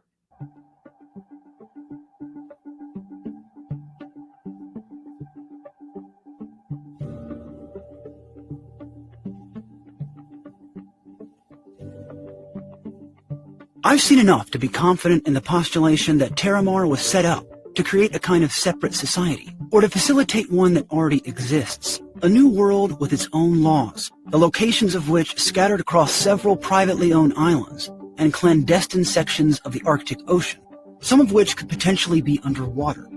Human trafficking on a global scale, involving internationally connected intelligence agencies, politicians, and billionaires. I don't pretend to know why trafficking children seems to be a requisite for this elite group, but the reality that such an operation exists is undeniable to me. If the censorship regarding this topic should tell us anything, it's that we're almost certainly onto something unbelievably big. I truly believe this to be the case. I truly believe there are children currently surviving circumstances at the hands of evil, and suffering at a rate the likes of which I don't think I have the ability to properly imagine. And a large part of me feels my videos on this topic are not actually helping children currently in harm's way, but simply revealing how seemingly impossible it is to do so. While this could be true, our brief pain of feeling unable to help pales in comparison to the suffering endured by children all over the world who are at this very moment truly defenseless and truly suffering. If nothing else, what's most important is knowing in our hearts this is real and happening now, because it's only from there that progress can begin. So I ask, what do you think about Maxwell's Terramar project? What does your heart tell you?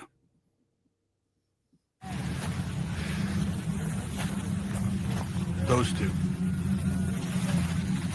Master! Sir, it's all taken care of. I think you're really going to enjoy these two. Hey, Don! Master! For a better day.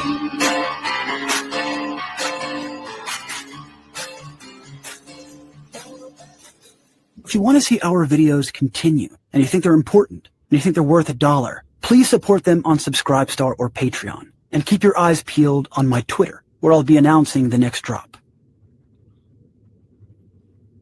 Is this guy even still alive?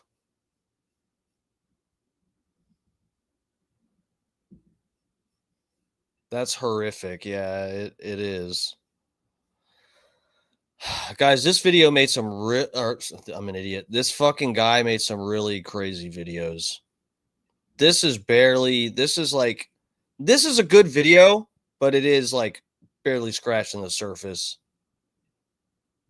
There's so many rabbit holes to go down with this whole deal. Dude.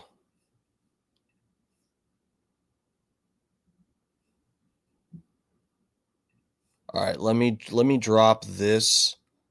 Let me see. Oh my God, what the okay.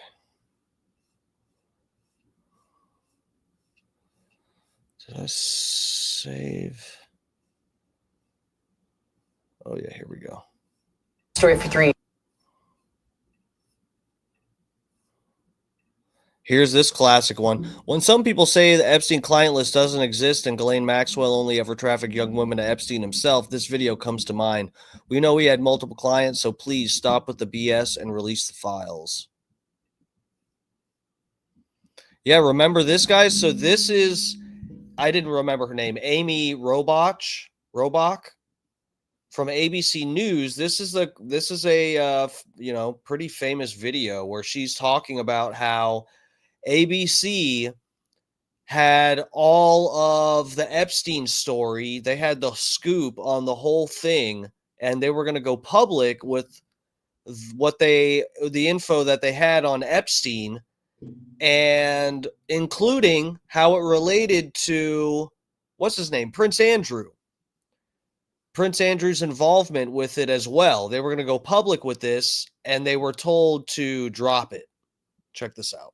I've had the story for 3 years. I've had this interview with Virginia Roberts. We would not put it on the air. Virginia Roberts, of course, if just so everyone's paying attention, is Virginia Giuffre, who is now dead. She was hit by a bus, and then they say she offed herself. First of all, I was told, who's Jeffrey Epstein? No one knows who that is. This is a stupid story. Then the palace found out that we had her whole allegations about Prince Andrew and threatened us in a million different ways. We were so afraid we wouldn't be able to interview Kate and Will that also quashed the story. And then Alan Dershowitz was also implicated in it because of the planes. She told me everything. She had pictures. She had everything. She was in hiding for 12 years. We convinced her to come out. We convinced her to talk to us. It was unbelievable what we had. Clinton. We had everything. I tried for 3 years to get it on, to no avail, and now it's all coming out, and it's like these new revelations, and I freaking had all of it. I'm so pissed right now. Like every day I get more and more pissed because I'm just like, oh my God, what we had was unreal. Other women backing it up. Hey, yep. Brad Edwards, the attorney, 3 years ago, saying there will come a day when we will realize Jeffrey Epstein was the most prolific pedophile this country has ever known. And I had it all 3 years ago. Breaking story. ABC News has just given Project Veritas a statement about the leaked tape our ABC insider gave us, and we released this morning. Here is the statement from... Was this originally from Project Veritas? God damn, this guy kicks ass. How do they get all the good stuff? So yeah, this was a hot mic moment. ABC Corporate, it reads, quote, "At the time, not all of our reporting met our standards to air, but we have never stopped investigating the story. Ever since, we've had a team on this investigation and substantial resources dedicated to it. That work has led to a 2-hour documentary and a 6-part podcast that will air in the new year." I mean, this sounds like a cover-your-ass lawyer speak response. No big surprise there. But more importantly, no real explanation of why this bombshell interview by Amy Robach with Virginia Roberts never aired. Now, we also received a statement from Amy Robach herself. Here is that statement. I'm going to read part of it to you. Quote, as a journalist, as the Epstein story continued to unfold last summer, I was caught in a private moment of frustration. This is exactly the opposite of what she actually said on the set. I've had the story for 3 years. I've had this interview with Virginia Roberts. We would not put it on the air. I tried for 3 years to get it on, to no avail. I was told, who's Jeffrey Epstein? No one knows who that is. This is a stupid story. Then the palace found out that we had her whole allegations about Prince Andrew and threatened us a million different ways. Well, then I got a little concerned about why I couldn't get on. Now, that right there sounds like the real story, because sometimes in private, we are more honest. So we believe that there's a lot more to this story than what ABC News is telling us on the record. ABC News' statement and Amy Robach's statement are in conflict with her, quote, private moment of frustration, unquote. But here's the thing. Our ABC News insider still works inside the network. So stay tuned, America, for more insider information and for more private videotape. All right, guys, we got to get out of here. It's almost fucking midnight. It's basically midnight. Jesus Christ, we did a 3 hour and what stream? 3 hour and 40 some minutes? Get the fuck out of here. Why do I do this to myself? All right, guys. This has been Dark Times with Dark Matt Steve. We got to get out of here. Oh my God, I need sleep. Oh, lovers, thank you all for hanging with me. I know we were in a dog shit algorithm tonight. This fucking sucks. But anyway. Yeah, lovers, thank you guys for the support. I really fucking appreciate it. Tonight was a wild ride. I'm fucking exhausted. Shit's crazy in my life right now. I will see you guys tomorrow night. I should be back on 8 o'clock like normal, around 8 p.m. Eastern. Why is Ghislaine Maxwell in jail? So it says for his human trafficking and conspiracy to commit that. But apparently, I think the victims involved in that were supposed to be mostly people that were victims of Jeffrey Epstein. I'm not exactly sure. We looked it up. Hold on.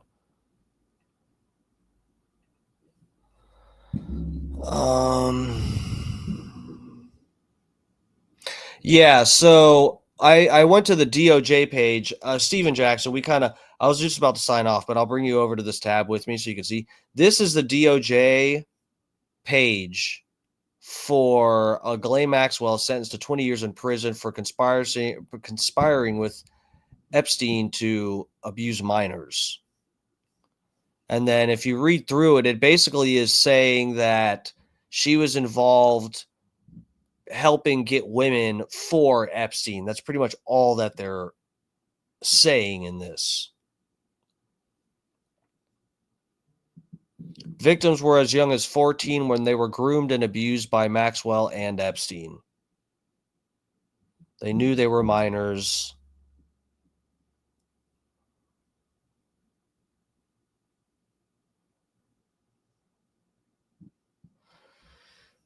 But yeah, dude, some of the other...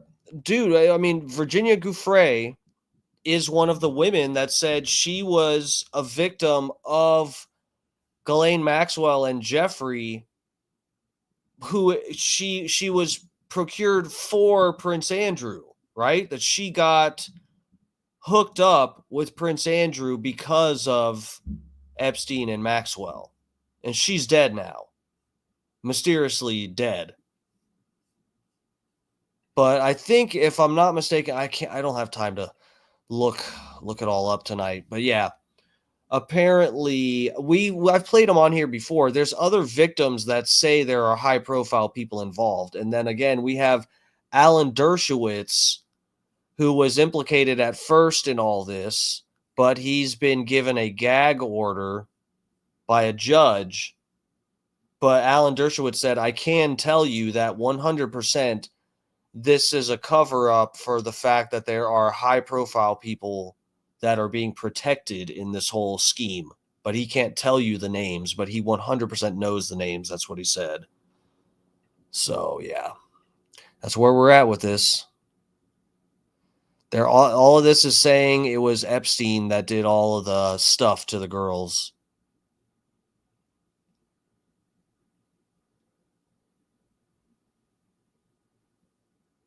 So, yeah. All right, I got to get out of here, lovers. Thank you all for the support. If you haven't already, please hit the like button. It really helped me out a lot. I got into a bad algorithm tonight. It's been a bitch. I love all you guys for the support. I really do appreciate it. You know me. I stay grinding.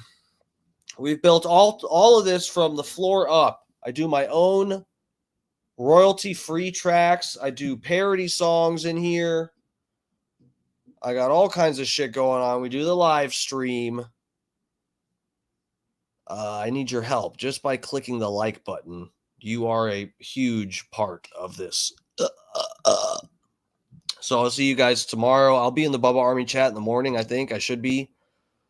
No appreciation. What? You don't have appreciation for me. That's what it is. I appreciate you, but you don't appreciate me, fat pig. Promo code. Good night, lover. Junior Coltrane, Steve Jackson. Thank you all. Thank you all for hanging to the end. I'll see you guys tomorrow night. Everybody take it easy. Be safe. Love ya.